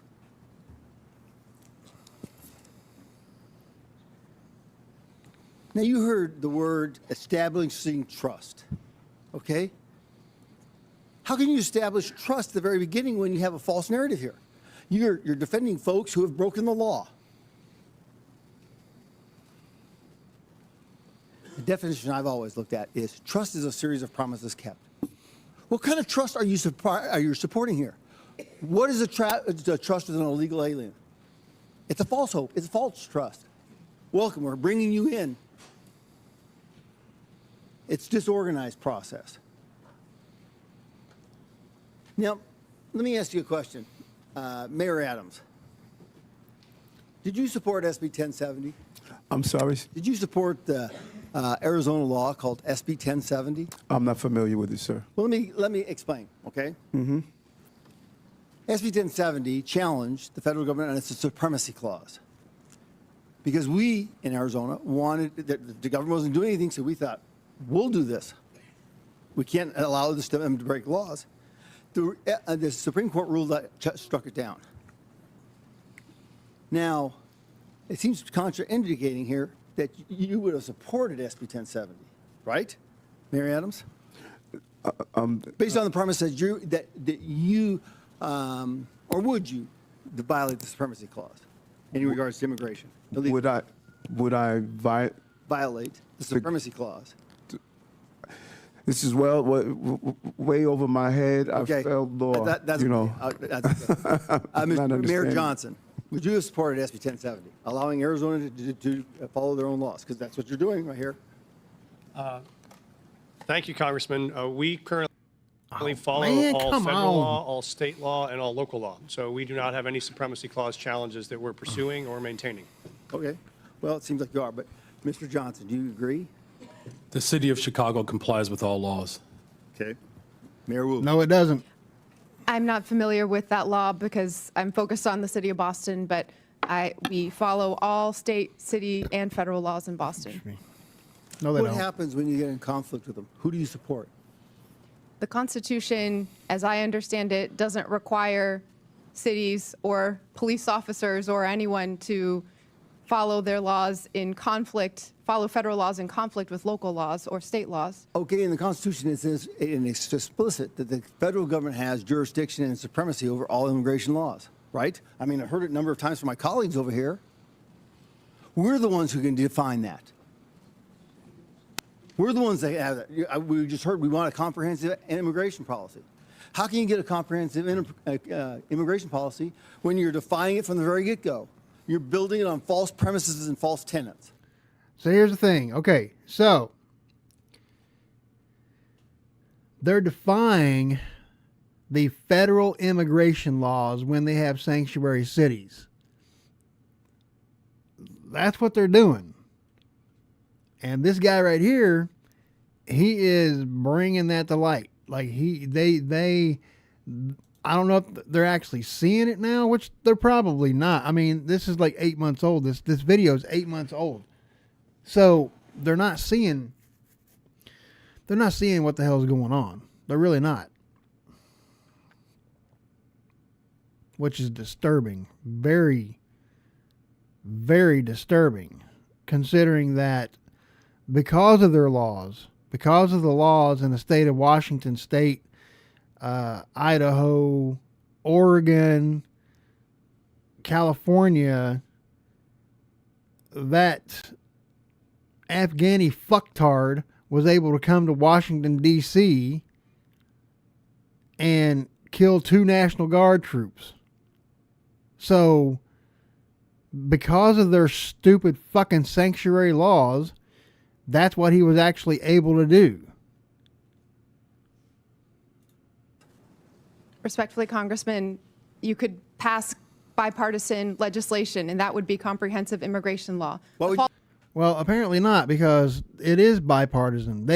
They pass bipartisan immigration enforcement laws, but none of these sanctuary cities or these sanctuary states are allowing the federal officers to come in and do their jobs the way they were supposed to do it.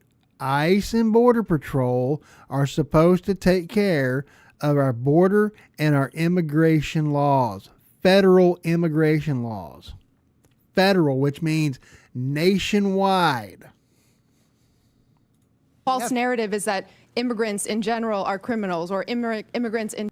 Yeah, they are. When they cross the border illegally, they are criminal.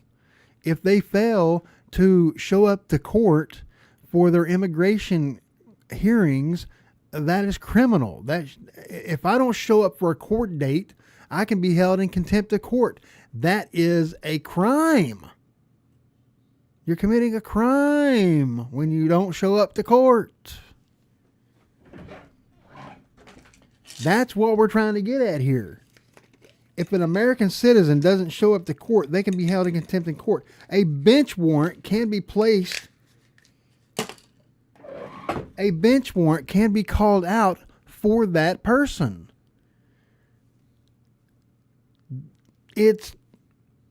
That's the way it is.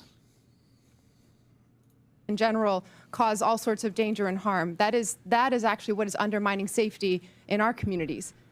If you wanted to make us safe, pass gun reforms.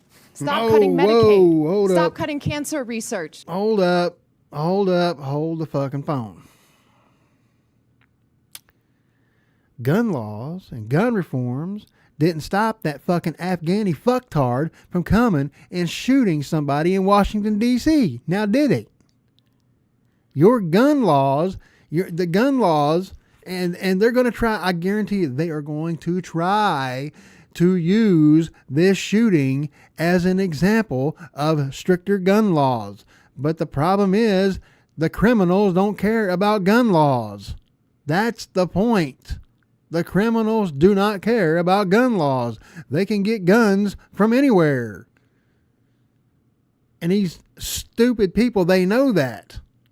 They know that, and they just, they don't want to admit it. That's the problem. They don't want to admit that the American people do not give two shits about gun laws. We don't care about gun laws. The Second Amendment allows us to carry guns. Any kind of gun. It doesn't matter what kind of gun it is. It doesn't matter. Stop cutting funds for veterans. That is what will make. They're not cutting funds for veterans. How are they cutting funds for veterans? Matter of fact, the last time that I was at 100%, it was because of unemployability. I was getting less than $4,000 a month. Now I'm getting over $4,000 a month. How are they? And it's like one of the biggest. I think one of the biggest. What do you call them? One of the biggest. I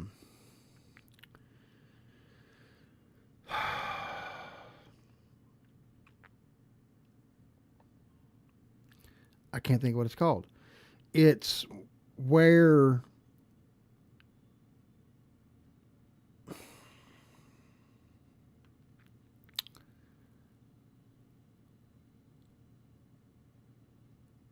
is it what's it called? It's affordability.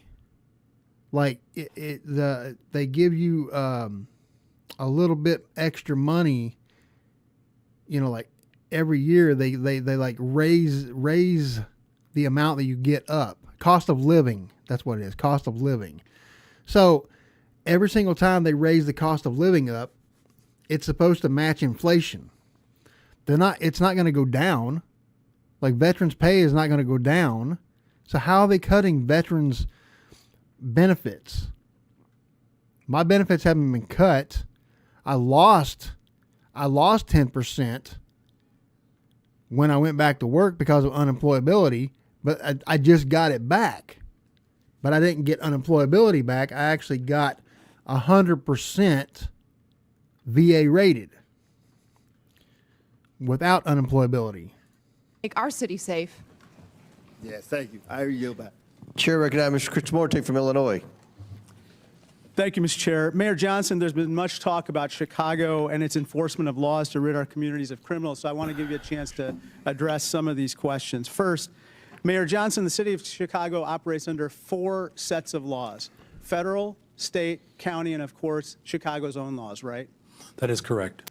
And most of these laws are not within Chicago's sole power to change. For example, the Illinois Trust Act, a state law, was enacted in 2017 by then Republican Governor Bruce Rauner and dictates interactions between ICE and law enforcement, right? That is correct. And under Chicago's own law, I have a copy of it right here, Chicago is required to help ICE whenever ICE presents a judicial criminal warrant for an arrest, correct? Yes. In fact, Chicago has assisted ICE with criminal warrants in the past, right? Yes. So just to clear it up, any time that ICE does the work and goes to a court to get a criminal warrant to arrest somebody, the city of Chicago not only is required to, but does cooperate to remove that criminal from our community, right? That is correct. Let me turn to another topic. President Trump has said many things about Chicago, including that it is, I have this NBC News report, worse than Afghanistan. Mayor, I'd suggest that facts suggest otherwise. For example, Condé Nast recently named Chicago the best big city in America 8 years in a row. A friendly amendment, best freaking city in the world, city of Chicago. Chicago's the largest rail hub in America. That is correct. Chicago's a quantum technology hub in this country. $20 billion new investment. Chicago area is the home to the second most number of Fortune 500 headquarters of any city in America, right? Just voted again the top. Oh, right there. Okay. Look at his eyes. I've been waiting for this. I've been waiting for this right here. Look at his eyes. His freaking eyes are like a shark's eyes. He's like a freaking shark.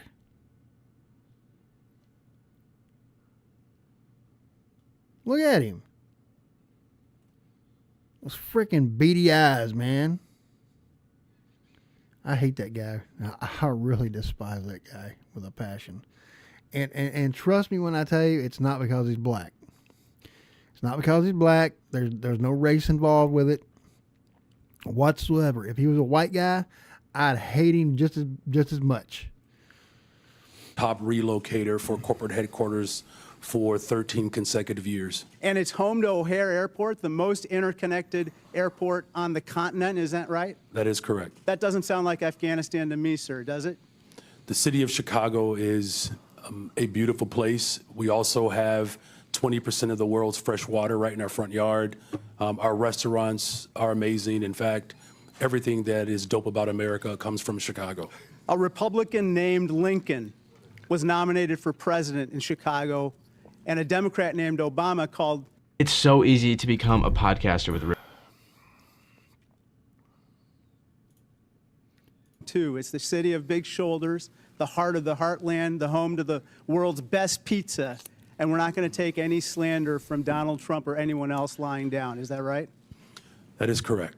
Sir, I want to turn your attention to another topic. Mayor Johnson, you'd agree with me that high grocery prices are among the top concerns for the people of Chicago, right? The economic conditions All right, so that are not being. Here's another thing, too. Recently, these Democrats have been posting that turkey prices are way up. My wife found a turkey. She's found turkey for 49 cents a pound here in Columbus, Georgia. Now, you tell me how all these places, they're saying it's up 25%, when last year you couldn't even get a turkey for under $2 a pound. Tell me how that's crazy, right? That's crazy. And all because of Joe Biden and his freaking auto pen and his horrible 4 years under that president. I hate to say it, but he was president, but in name only. The auto pen, and that's the reason I guess President Trump put that picture up there, the auto pen, because, well, President Biden wasn't really in charge. It was his goon squad. So all these people talking about high prices and everything, well, yeah, high prices at the beginning of Trump's term, this second term here, yeah, there were high prices. But they're slowly going down. Like today, I had that fuel prices are at $2.55 a gallon, $2.54 a gallon or something like that over here for regular unleaded. Premium's always going to be a little bit higher, right? I always get premium for the motorcycle. So, I mean, it is what it is, but and sometimes it's better to run premium through your vehicles. At least once a month, run premium through your vehicles. But, I mean, it's cheaper. Everything's freaking cheaper. Diesel prices, on the other hand, I'm not 100% sure about now that I'm not on the road. But, yeah, for the most part, everything's pretty much cheaper. Being addressed by Washington has caused a great deal of trepidation and anxiety. Mayor Wu, according to USDA, the wholesale cost of a dozen eggs has gone from $6.59 since January 19th when Donald Trump took office to $8.39, a 27% increase, and this has got to anger Bostonians, right? Hold on just a second here. Let me do some. Let's do this right here. Walmart. Let's go to Walmart.com.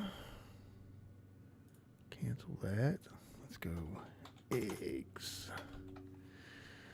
Eggs, 12 count. See what prices of eggs are.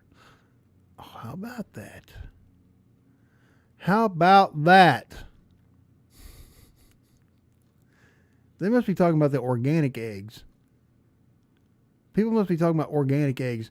Well, every egg is organic, but anyways. So, we got we got the really expensive eggs here, the Englands. All right, and then we got the Great Value eggs, which are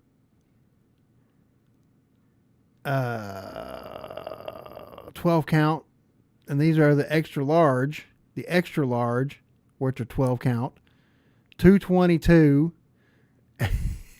and $1.97. How about that? How about that? Look at that, egg prices. All right, let's look at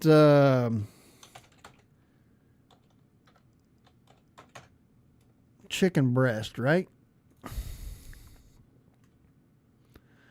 Okay. Now, chicken breast. These are really Perdue, really thick chicken breast. That's about right. Okay. So $13.50. Perdue free range. They say free range chickens, but they're not. They're not free range. They're not. They are kept in pens, big pens. They're not free range chickens. They're not. Fresh boneless chicken breast. Yeah, $13.50, and that's not bad for Perdue. That's actually pretty cheap for Perdue. I remember when it was like $20 back in Biden days. This right here was actually probably about $15 or $16 right here just by itself, the boneless skinless chicken breast, a few months back.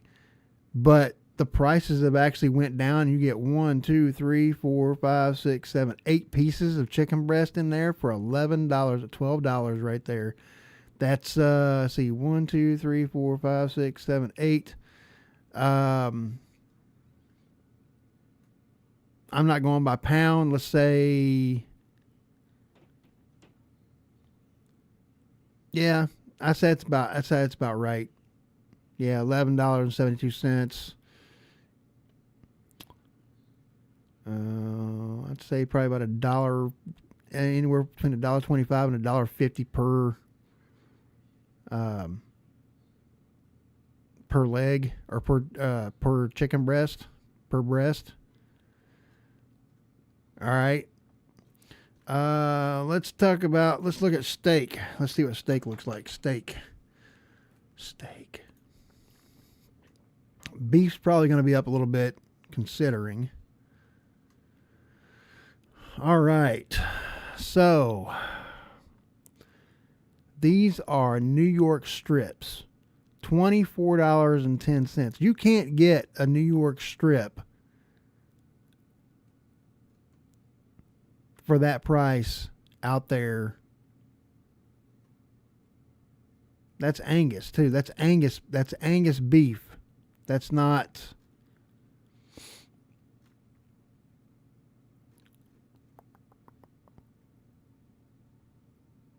Yeah, it's Angus beef. Excuse me.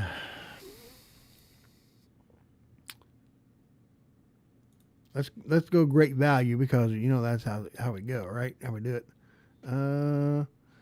Okay, I'm not seeing any great value there, huh?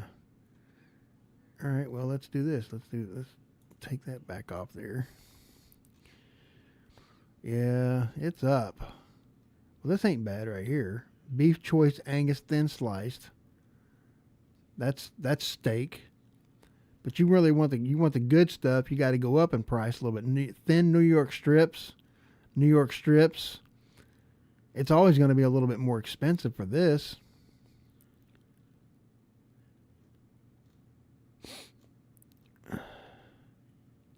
We got top sirloin steak, 14, 15, 20 for T-bone. Go out to eat and see if you can't get a damn T-bone for $20. Guarantee you're looking at about a $40 plate right there. Steak's still up a little bit, but for the most things, prices have went down. So he's talking about $8.39 8 months ago. That's not even right for the cost of a dozen eggs. I don't know where the hell they're getting their eggs from. unless they're organic. They're talking about organic eggs, but I think all eggs are organic, right? I mean, People are doing their very best, trying their hardest, working multiple jobs, and they need support. Mayor, let's get away from Congressman, him. I welcome that because I wanted to clarify.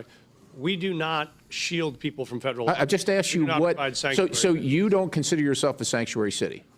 We provide services and supports. Do We you not consider provide yourself a sanctuary city? That's just, We do not under that definition. you don't use the definition, you're not a sanctuary. We call ourselves a welcoming city. We Okay, provide so what are you welcoming and who are you not welcoming? well, we're welcoming everybody. Okay. We don't keep folks. So you're welcoming criminals that you don't have any idea what their crime background is, and you're good with that? No, we aggressively pursue. How do you do that? criminals anyway. No, how do you vet the people that you welcome in your sanctuary city? Sir, we don't vet folks that arrive from Illinois or California with a background check when they come into the Denver airport any more than someone from another So location. you're welcoming any illegal immigrant or illegal alien to your city without question? Well, folks that make the decision to come to Denver, they arrive, and then we expect But them to you get a call job, them, you pay welcome taxes. them. You welcome them. You call them to your city and say, if you come here, you will be safe from what? Thank you, sir. We don't call anyone to our city. Folks that arrive in our city, we offer same access to services they may need to be successful. And if they break the law, we hold them accountable, we charge them, we prosecute them. What about if they've already broken the law? Well, if they've already broken the law and there is another jurisdiction that has a warrant for that person, they let us know and we would cooperate to transfer them to that jurisdiction. I think we saw in Mr. Jordan's conversation with you that you really don't do that. Mayor Johnson, how about you? How many, according to my records, you have welcomed 51,648 illegal aliens to your sanctuary city. So I'd ask you, sanctuary from what? If you're referring to the number of individuals that were bused from Governor Abbott without any coordination, the 52,000 individuals that were seeking asylum, those individuals were bused to us. I passed a bus ordinance to work to coordinate with the governor of Texas. He refused to do that, but Imagine being able to build an app with your name on it, just by thinking about it. transfer of individuals was the result of the governor of Texas, not the result of a welcoming city ordinance. Welcoming city ordinance. So you're not welcoming these people that came here illegally?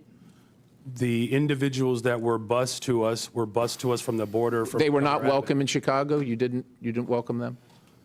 You didn't provide them sanctuary? So the welcoming city ordinance is pretty straightforward.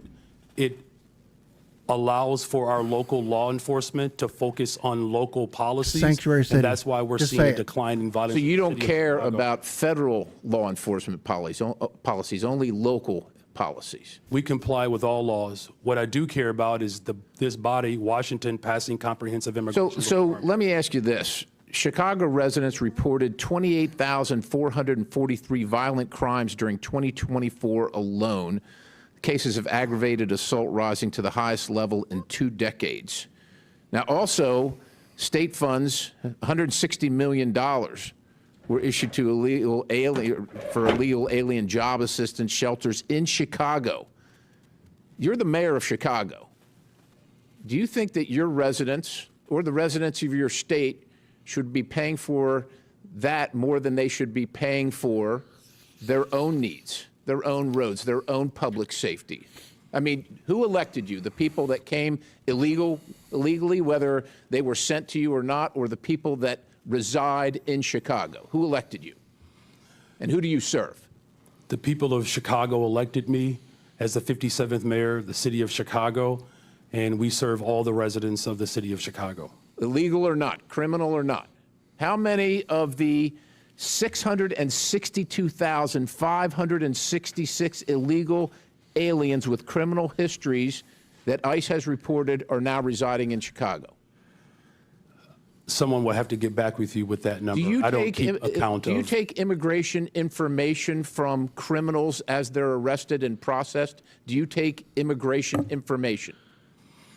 our local law enforcement focuses on getting Do you, all take, violent do you individuals off the determine streets whether of they're here Chicago. legally, what their immigration status is, as a function of your justice Gentleman's system? time's expired, but please feel free to answer the question, Mayor. The Welcome in City ordinance ensures that our local residents communicate and trust local law enforcement to ensure that criminals and crime is being addressed, So and you that's have why no violent idea how crime many are illegal. has Thank gone you, down Mr. in the Chairman. city I'll of yield. Chicago. Thank you very much, Chair now Congressman. recognizes Mr. Chairman, I have a Mr. unanimous Khanna. consent request. Chair now Mr. recognizes. Chairman, I have a unanimous consent request. I'm sorry, Ms. Presley. I have a unanimous consent request. Go ahead. Thank you. I'd like to seek unanimous consent to enter into the record. Mass deportations would deliver a catastrophic blow to the U.S. economy. This is from the Joint Economic Committee, December 2024. From where? What publication? The Joint Economic Committee, December 2024. Without objection, so ordered. I'd like to seek unanimous consent to enter into the record from the American Immigration Council, October 2024, mass deportation, devastating cost to America, its budget and economy. Without objection, so ordered. Chair recognizes Mr. Khanna from California. Mr. Chair. Wait, I'm sorry. Mayor Wu needs a short break to attend to her young child. Mayor. Mr. you Chairman, may be- I got the note that the baby's okay for now, so I'll continue. But thank you. I will. Is it? I believe from my husband that the baby's okay, and Okay, well, and let us the arrangement, know. if it's All right, okay, was okay. that everyone would take a break, so I wouldn't have to go into a back room by myself to nurse when it's time. Thank you. Chair recognizes Mr. Khanna. Thank you, Mr. Chair. Mr. Chair, I find the Republican position in this hearing quite ironic because the Republicans are the party that are always touting local government, Hold state up. government, I got some local breaking control, news here. and not. All right, so let's go over here real quick. Let's go to Nick Sortor.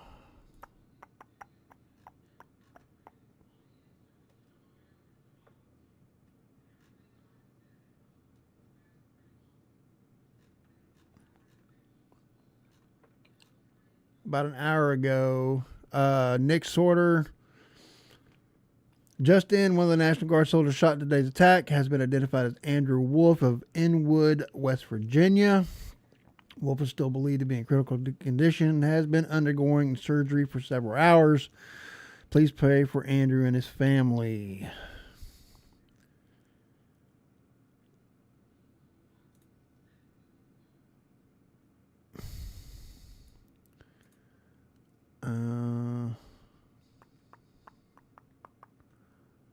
I don't see his rank on there. It's supposed to be right here, isn't it?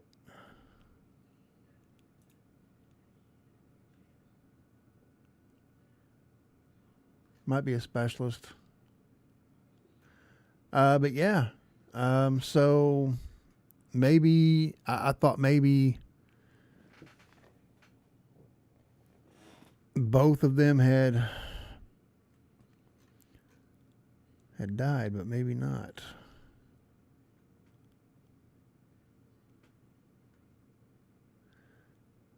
Here we go.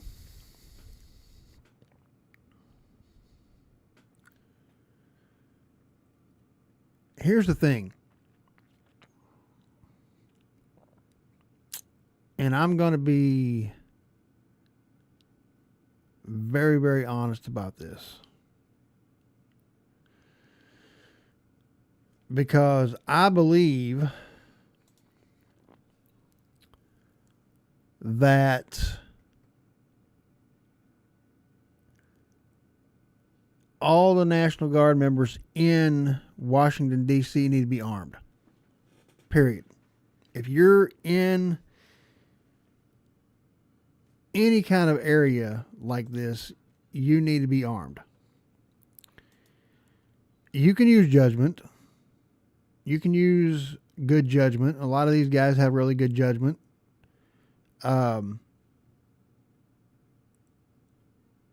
to do the right thing if you're armed. So when you got guys like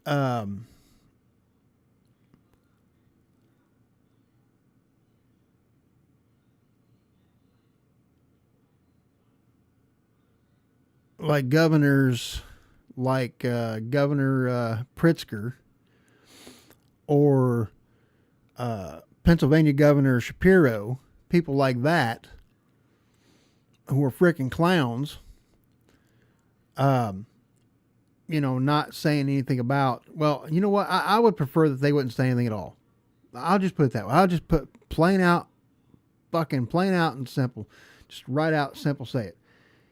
Let me put it like this. If I'd gotten shot, if I'd been that one that got shot up there and I came out of the hospital and I was okay, but I'd still, got a bullet wound or whatever, I would not want that stupid piece of shit J.B. Pritzker coming out and saying my name out of his fat mouth. I would not want his ass saying my name at all. Plain and simple. Because what right do they have to say my name? Or their name? It's not right. It's not right. The names of these soldiers should not even come across their lips. Not one time. Because their sanctuary city laws caused this problem. The fact that this rhetoric that they have spewed for the last year has caused this problem. And I'm 100% against any and all sanctuary states and sanctuary cities. And I thank God that every day that I live in a state that does not have sanctuary laws. I'm telling you right, if they did have sanctuary laws, I would be 100% up their asses every fucking day to get that shit repealed. Every single fucking day I would be up there getting that shit repealed. Every day I'd be up their asses. I would spend the money to go to Atlanta every single day and stand out there in front of that damn Capitol building with a fucking bullhorn and spout that shit every single day until they repealed that shit. And I would get people to come up there with me, and I guarantee you I would get a lot of people to back me on that. Because it's dumbass shit like that the reason why we have problems in America. Yeah, we've got problems with our own people. But you start bringing these stupid foreigners in that have no fucking clue how to drive or how to do anything except for flap their gums and work in the heat, and that's all they can do. And take up our resources. We don't want them. We don't need them.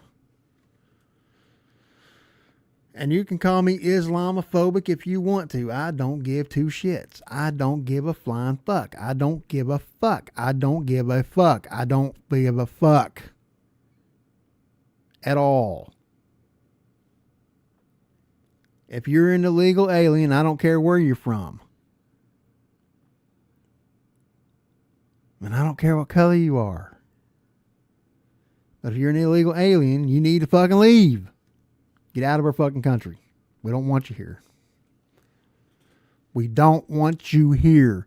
Legitimate American patriots don't want your stupid fucking stinky feet ass motherfuckers here. With your fucking hand wiping your ass. We don't want you here.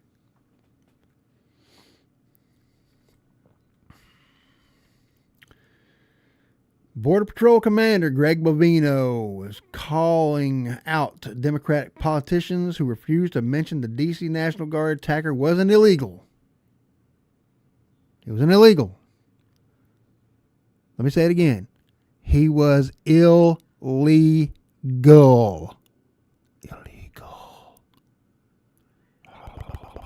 Illegal. You failed to mention the attacker was an illegal alien. Now, if I'm not mistaken, Mayor Brandon Johnson, that fucking piece of shit, four-eyed, fat lip,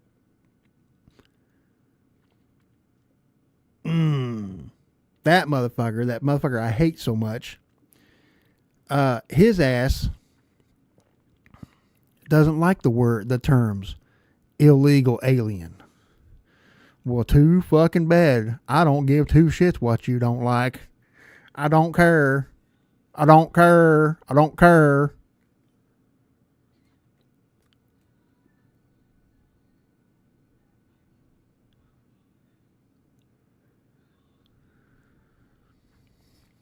North Carolina Governor Josh Stein. How about that?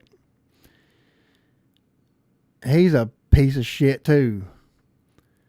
Two West Virginia National Guardmen in D.C., North Carolina, please pray for their families and the entire National Guard community during this difficult time.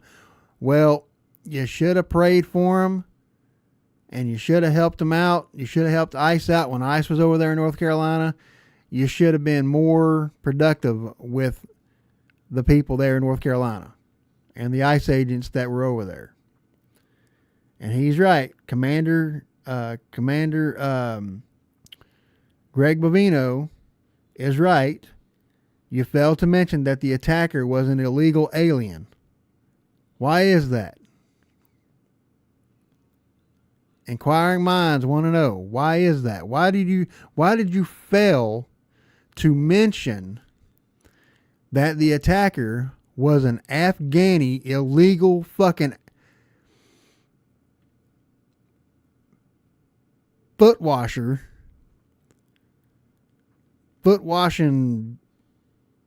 ass hand wiping, illegal piece of shit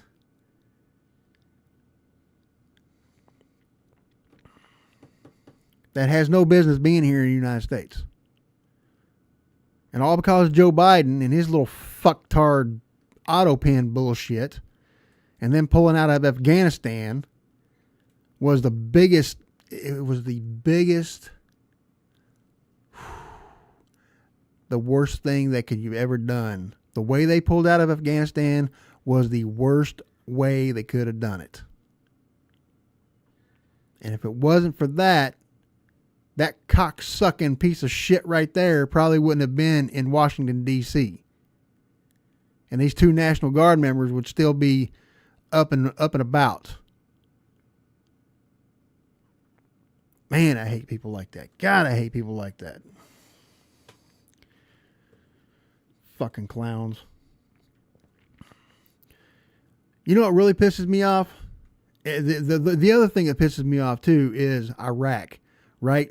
I went to Iraq in 2003, and I was there from September to September. So September 03 to September 04. All right? We shouldn't have been there at all. We went in under false pretenses. George Bush Jr., Mr. Ding Dong himself, that fucking cocksucker, that fucking cockbag, he basically he made us go in under false pretenses. Do you know and this is what I believe, okay? This is what I believe. The only reason ISIS formed in Iraq was because we took the only person out of Iraq that kept the terrorists at bay. You want to know who that one person was that kept the terrorists at bay? And I hate that I have to say this. And I hate that I have to reiterate this to stupid people that have no idea what the hell they're doing. And that is Saddam Hussein. Saddam Hussein was the only one that was keeping the terrorists at bay in Iraq. And we took him out. We took him out of there. We took him out. And I hate saying it. I really, really fucking hate saying it. But it's the God honest truth. It is the God honest truth.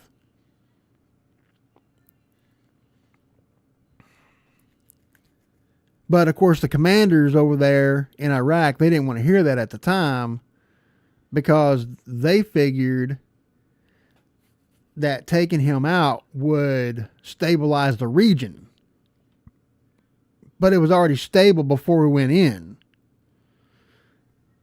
The only thing is, Saddam was opening his big fat mouth and saying shit that he helped with Al Qaeda and all that shit, which I know that to be false,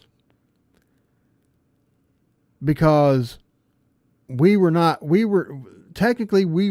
fighting Al Qaeda when we were there, but we were fighting Republican Guard that had fallen, like when the regime fell. When Saddam went underground, he was paying his Republican Guard to take soldiers out. So the day that we ended up on the ground at a Al Qaeda safe house there in Ramadi, I remember looking at all the paperwork and everything, and the uniforms that these two, there were three of them, if I'm not mistaken. There were three guys in that house. One of them stayed behind. The other two ran across to a neighboring house. All right. But all three of them had uniforms from the Republican Guard. They were all, and there was pictures of these guys in the Republican Guard uniforms.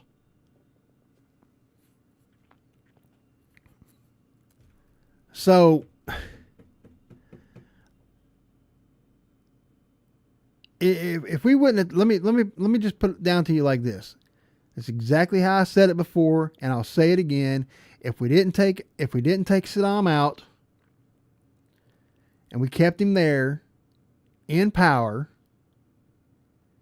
it would have kept the region stabilized just long enough for us to figure some other way to do it without having to go over there and lose a bunch more soldiers, because we were already in Afghanistan. And I guarantee you, if my company wouldn't have went to Iraq, we would have went to Afghanistan.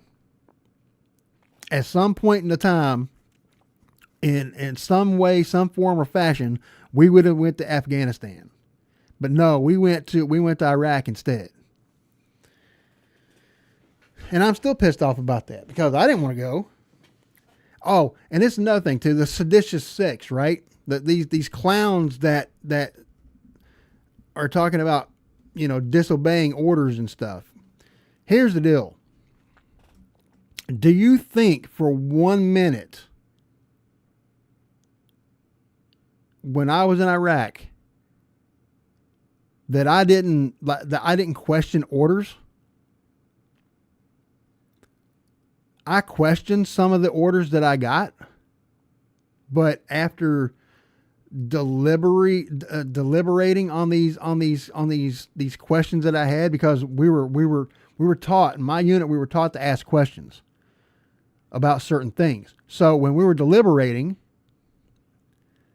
in the op orders, we would have questions about certain orders and to get clarification for certain orders. We wanted to be clear about our orders before we actually went outside the wire to do our job. And this is where a lot of people get confused. Okay. So the difference between questioning an order and actually disobeying an order is you can question the order right up to the line. There's a line that you cannot cross. Okay, as a soldier, you cannot cross a specific line. So you can question that order up to that line. Once the order is clear, and I can guarantee you that every single order that President Trump has given, and it's went down the chain, there's been somebody in there that questions the legality of that order before they actually submit it through to the rest of the chain of command. There's always got to be somebody in the chain of command that is smart enough to say, okay, well, is this legal? Can we do this? Is this proper? Before it trickles down. What those 6 dumbasses did was they pretty much said that you can disobey any frickin' order. You can disobey any illegal order, right? They pretty much put quotation marks around it. So if you think it's illegal, then you can disobey that order. But here's what's going to happen to you if you disobey a direct order. You're going to be subject to UCMJ, Uniform Code of Military Justice. And you are going to be the one standing in front of a court martial. You, not them, but you. You're going to stand in front of the court martial, and you are going to get your ass in the hot seat, and you are going to be put under scrutiny, and then you are going to get kicked out of the military, probably a dishonorable discharge. You're not going to be able to get your VA benefits. You're not going to be able to get your retirement benefits. If you're like over 20 years, you're not going to get your retirement benefits. You're not going to get anything. Matter of fact, a lot of employers want to see your DD-214s when you get out. And if your DD-214 says that you're a dishonorable discharge, they're not going to hire you. And that's how that goes. But those fucking clowns right there, they want you to think, oh, well, we got your back. No, they don't have your back. And that's the reason President Trump said exactly what he said. They need to be held accountable for their actions. They need to be held accountable for their actions. Because they are the ones that put that, they planted that seed in your head stating that you could disobey an order. You have to, when you question an order, you have to think about it. There were times that I questioned orders, and I brought it right up to the line. And I said, hey, why are we doing this? Why are we going here? Why are we going there? What is the actual mission? I want to know everything about this mission. That way I can prepare myself. It's not that I was getting ready to deny or getting ready to disobey an order. It's I wanted to know what I was getting myself into. And if the rules of engagement was proper at that point in time. So when I think about all that I went through over there were times that I just did not want to follow the orders. But I did anyways. The main thing was the following the order of actually going to Iraq. Did I think that it was necessary to go? Not really. But it's not really like I had a choice. And some people will be like, oh yeah, you had a choice. No, I did not have a choice. I had to go. I was ordered to go. I had orders to go. I had to go. If I would not have went to Iraq, I probably would have been court-martialed out. It's that simple.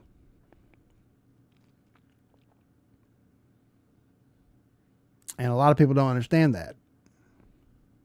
Like they don't understand. So when they tell you to defy an order, you can defy illegal orders that plants a seed. And then that seed grows, and then you get other people involved, and then you got a big mess on your hands.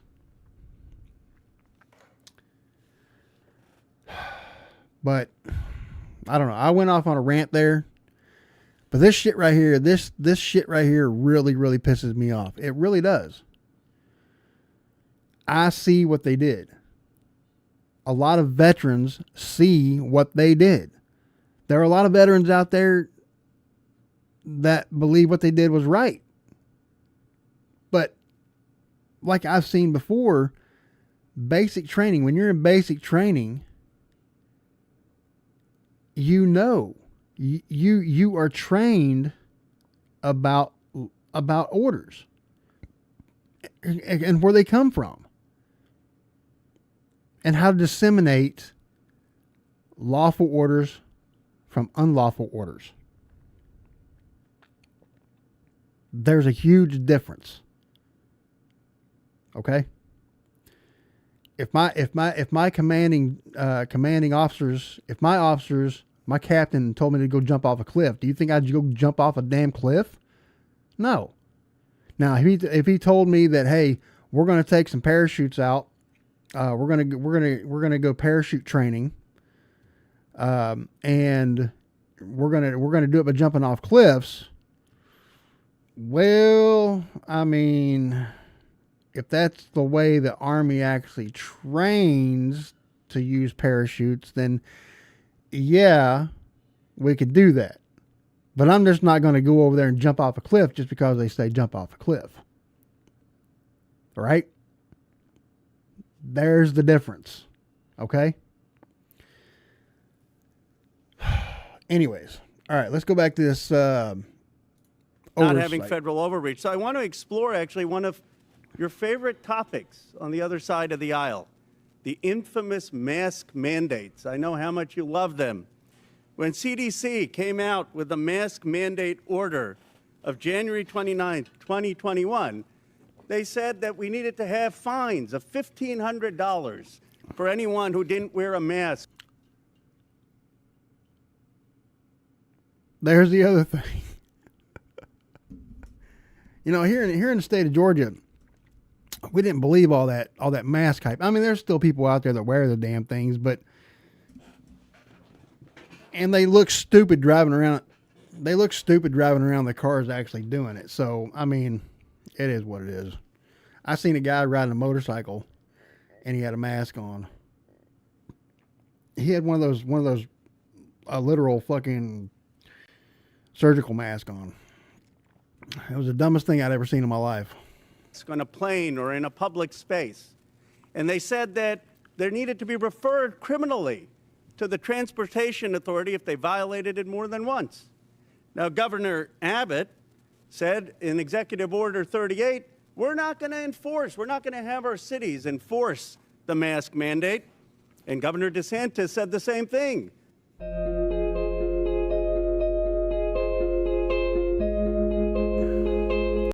We're not going to have our local police enforce the mandate. I want to ask Mayor Adams and Mayor Wu, because you had slightly different views on the mask mandate, but Mayor Adams, you were actually praised in New York for saying we are going to take away some of these mask mandates earlier so businesses can open and there can be a revival in New York.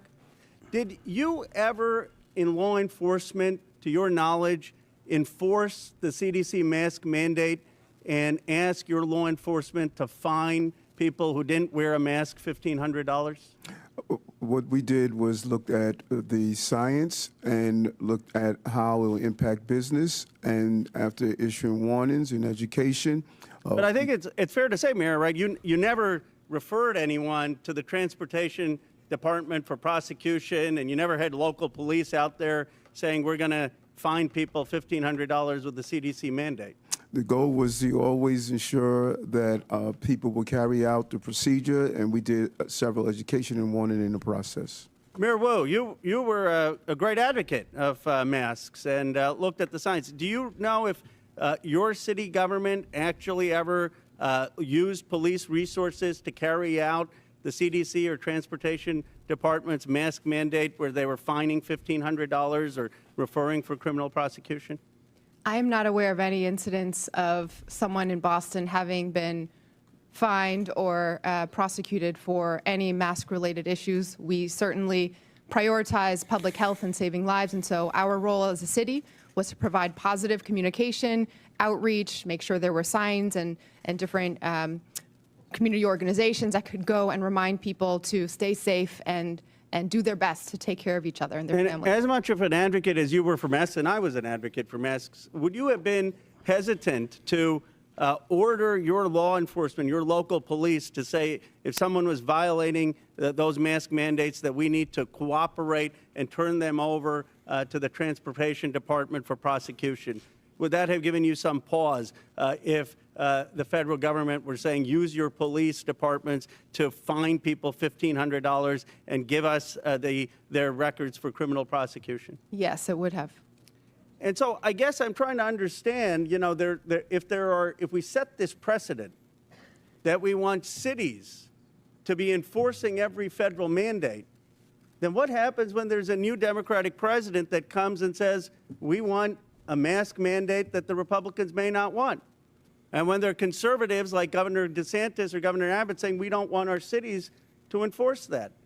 Do you see, Mayor Wu, any difference between a federal government asking you to enforce laws that ICE is doing versus a federal government asking you to enforce a mask mandate or, frankly, to enforce gun laws that may not be what your local city department is focused on?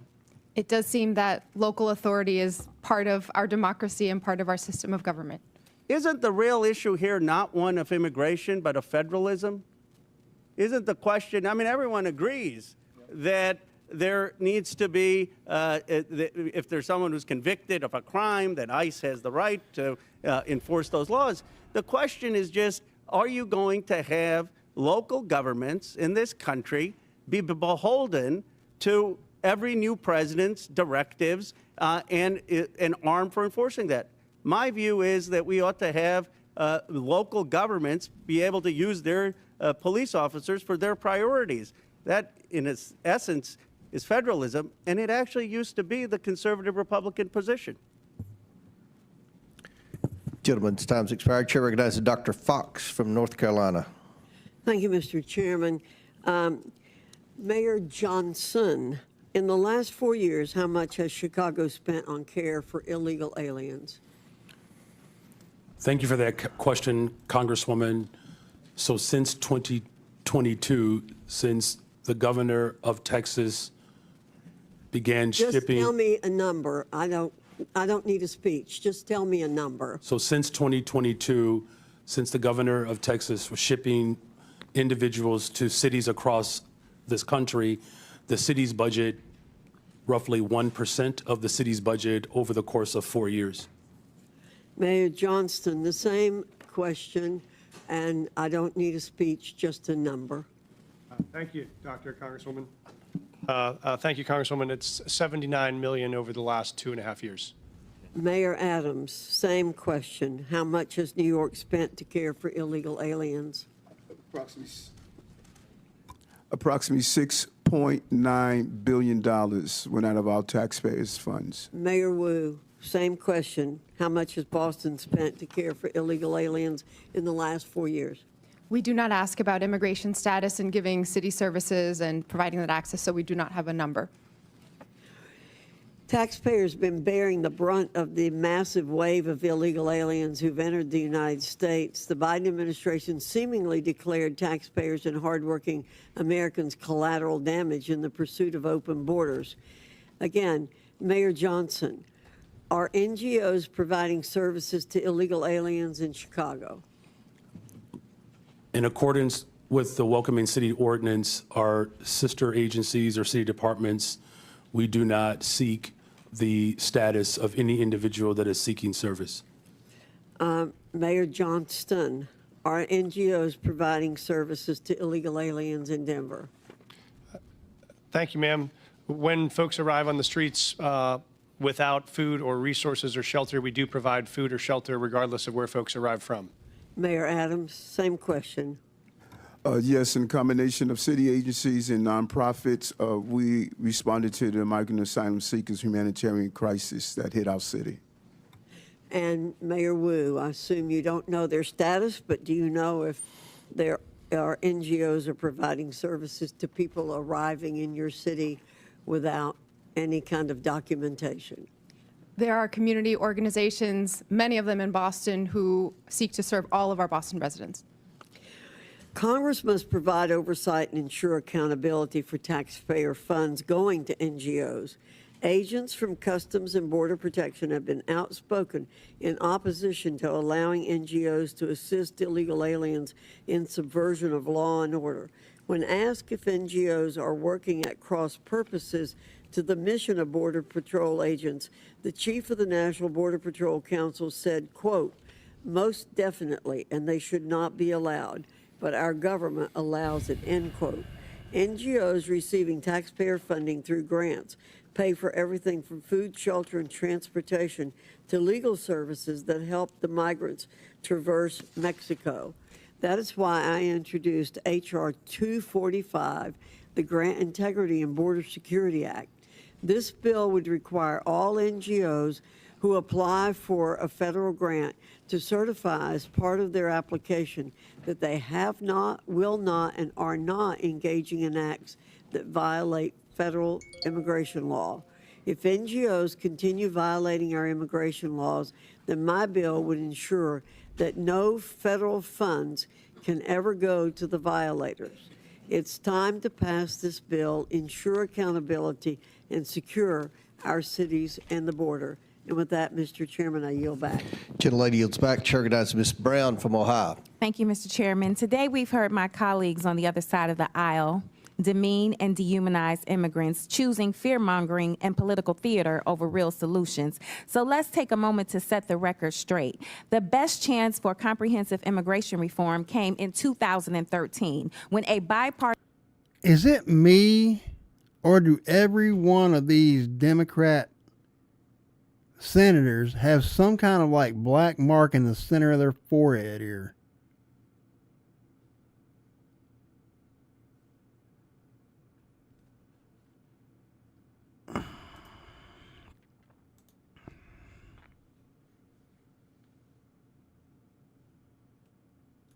Partisan Senate majority passed a bill strengthening border security and providing a path to citizenship for longtime residents.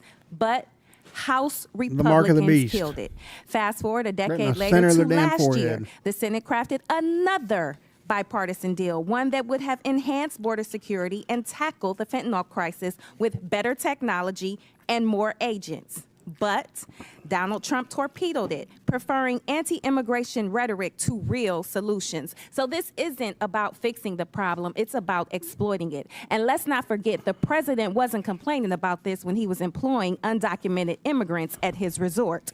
We all remember President Trump's tired old tactics from his first term, the harmful Muslim ban, referring to black and brown countries as quote-unquote shithole countries, and the cruel images of kids in cages. This time around is no different. President Trump signed multiple executive orders before even attempting to work with Congress. Mind you, a Republican. With AI, you can create any character you want in seconds. This used to require huge controlled Congress. So this isn't about policy, it's about fear.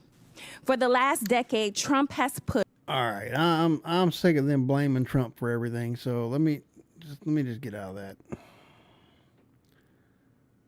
So sick of that guy. I'm so sick of that shit.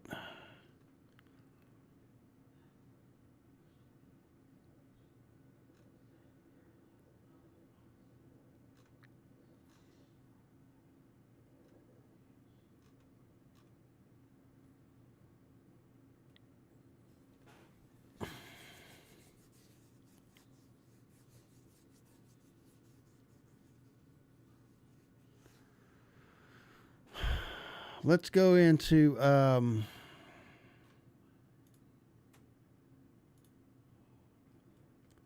let's see what we got going on there.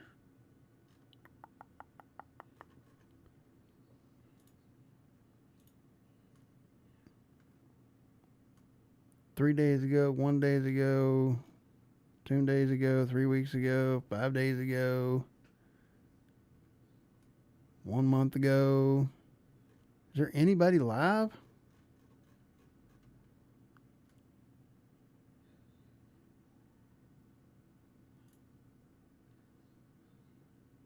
Last hour.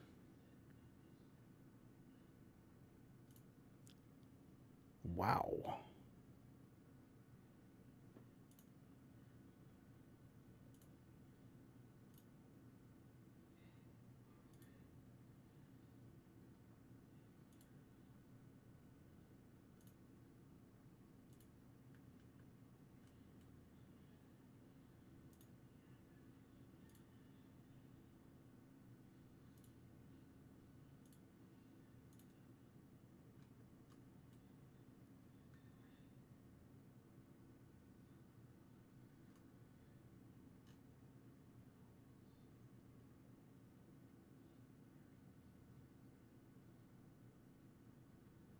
For 10 media.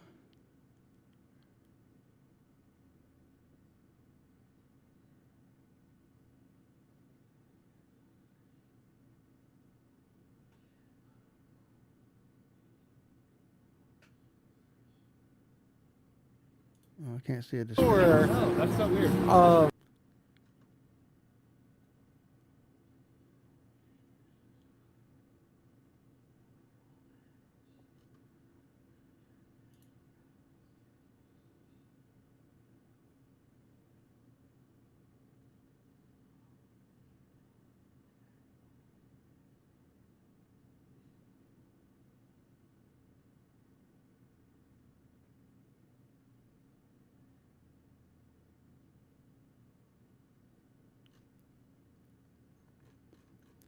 They're talking about Restream.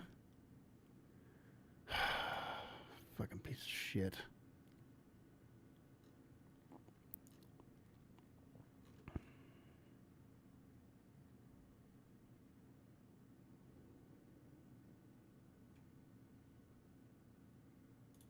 Wait, what is this? Help me understand this. You're not happy that you're white. No, it's not that. It's got nothing to do with me being white, right? Okay. It is the fact that I have benefited from being a white man, right? And I have to appreciate that because so many people suffer because they are not white men, right? Like you've definitely experienced it, right? I definitely have not experienced. Never experienced any racial persecution in your life? That's crazy. I know. Yeah. I mean, I have, but it don't affect me. In fact, you know, I'm actually stronger. It's systemic, right? It isn't like, oh, it makes me stronger. It's like, oh, there's huge swaths of the population that face just one more thing setting them back, and it's not just one more, though, right? Like my partner, for example. Yeah. Well, one of my friends, I should say. They are brown, right? They work at a place where they are one of the only brown people. And they get paid literally. What a benefit. I guess so. I don't know. Okay. I'm bad. I'm a stupid, uncultured white man. I don't know, man. You sure down yourself, man. Why? Why you look down on yourself so much? Not being down on myself. Okay. Just acknowledging the fact that I am extremely white. I am so painfully white. I don't know. I'm completely. You know what? There's got to be. I have never really been. Let me.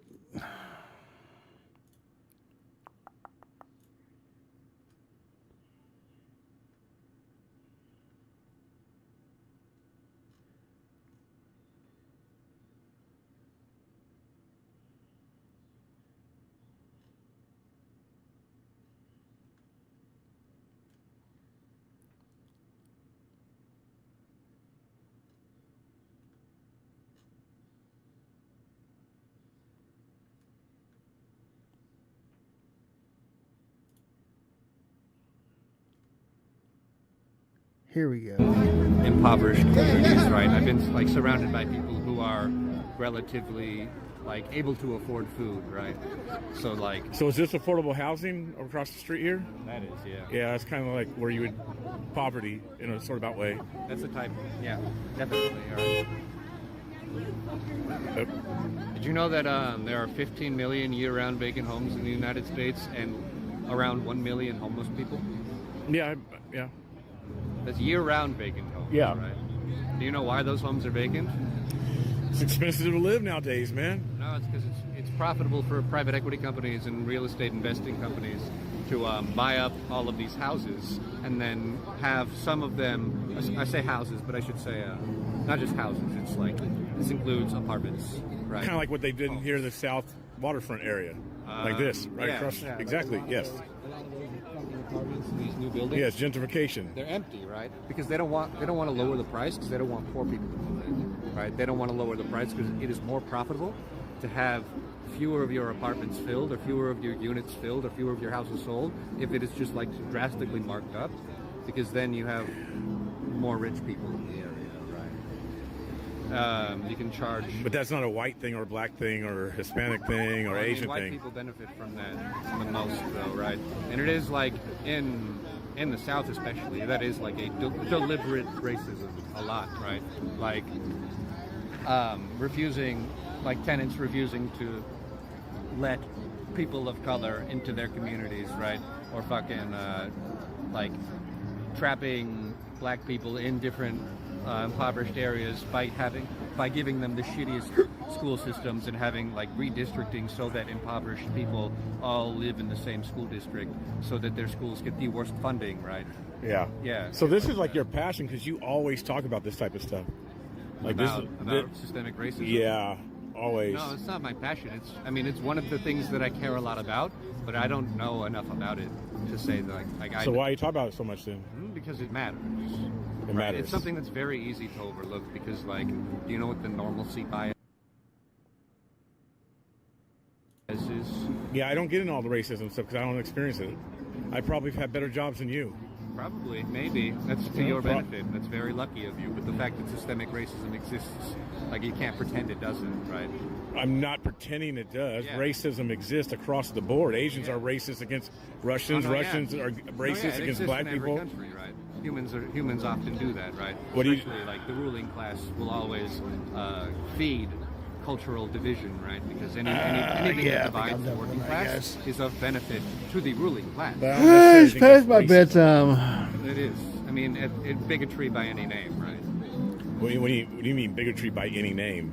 All right. Well, if you haven't done so already, hit the like and subscribe button. I really appreciate you guys coming out and watching. Homophobias that have been.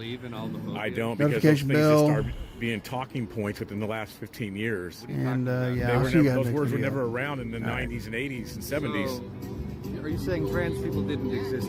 That's not what I said. I said the words that you're saying. Nobody's afraid. Right. Phobia is a fear, right? Right.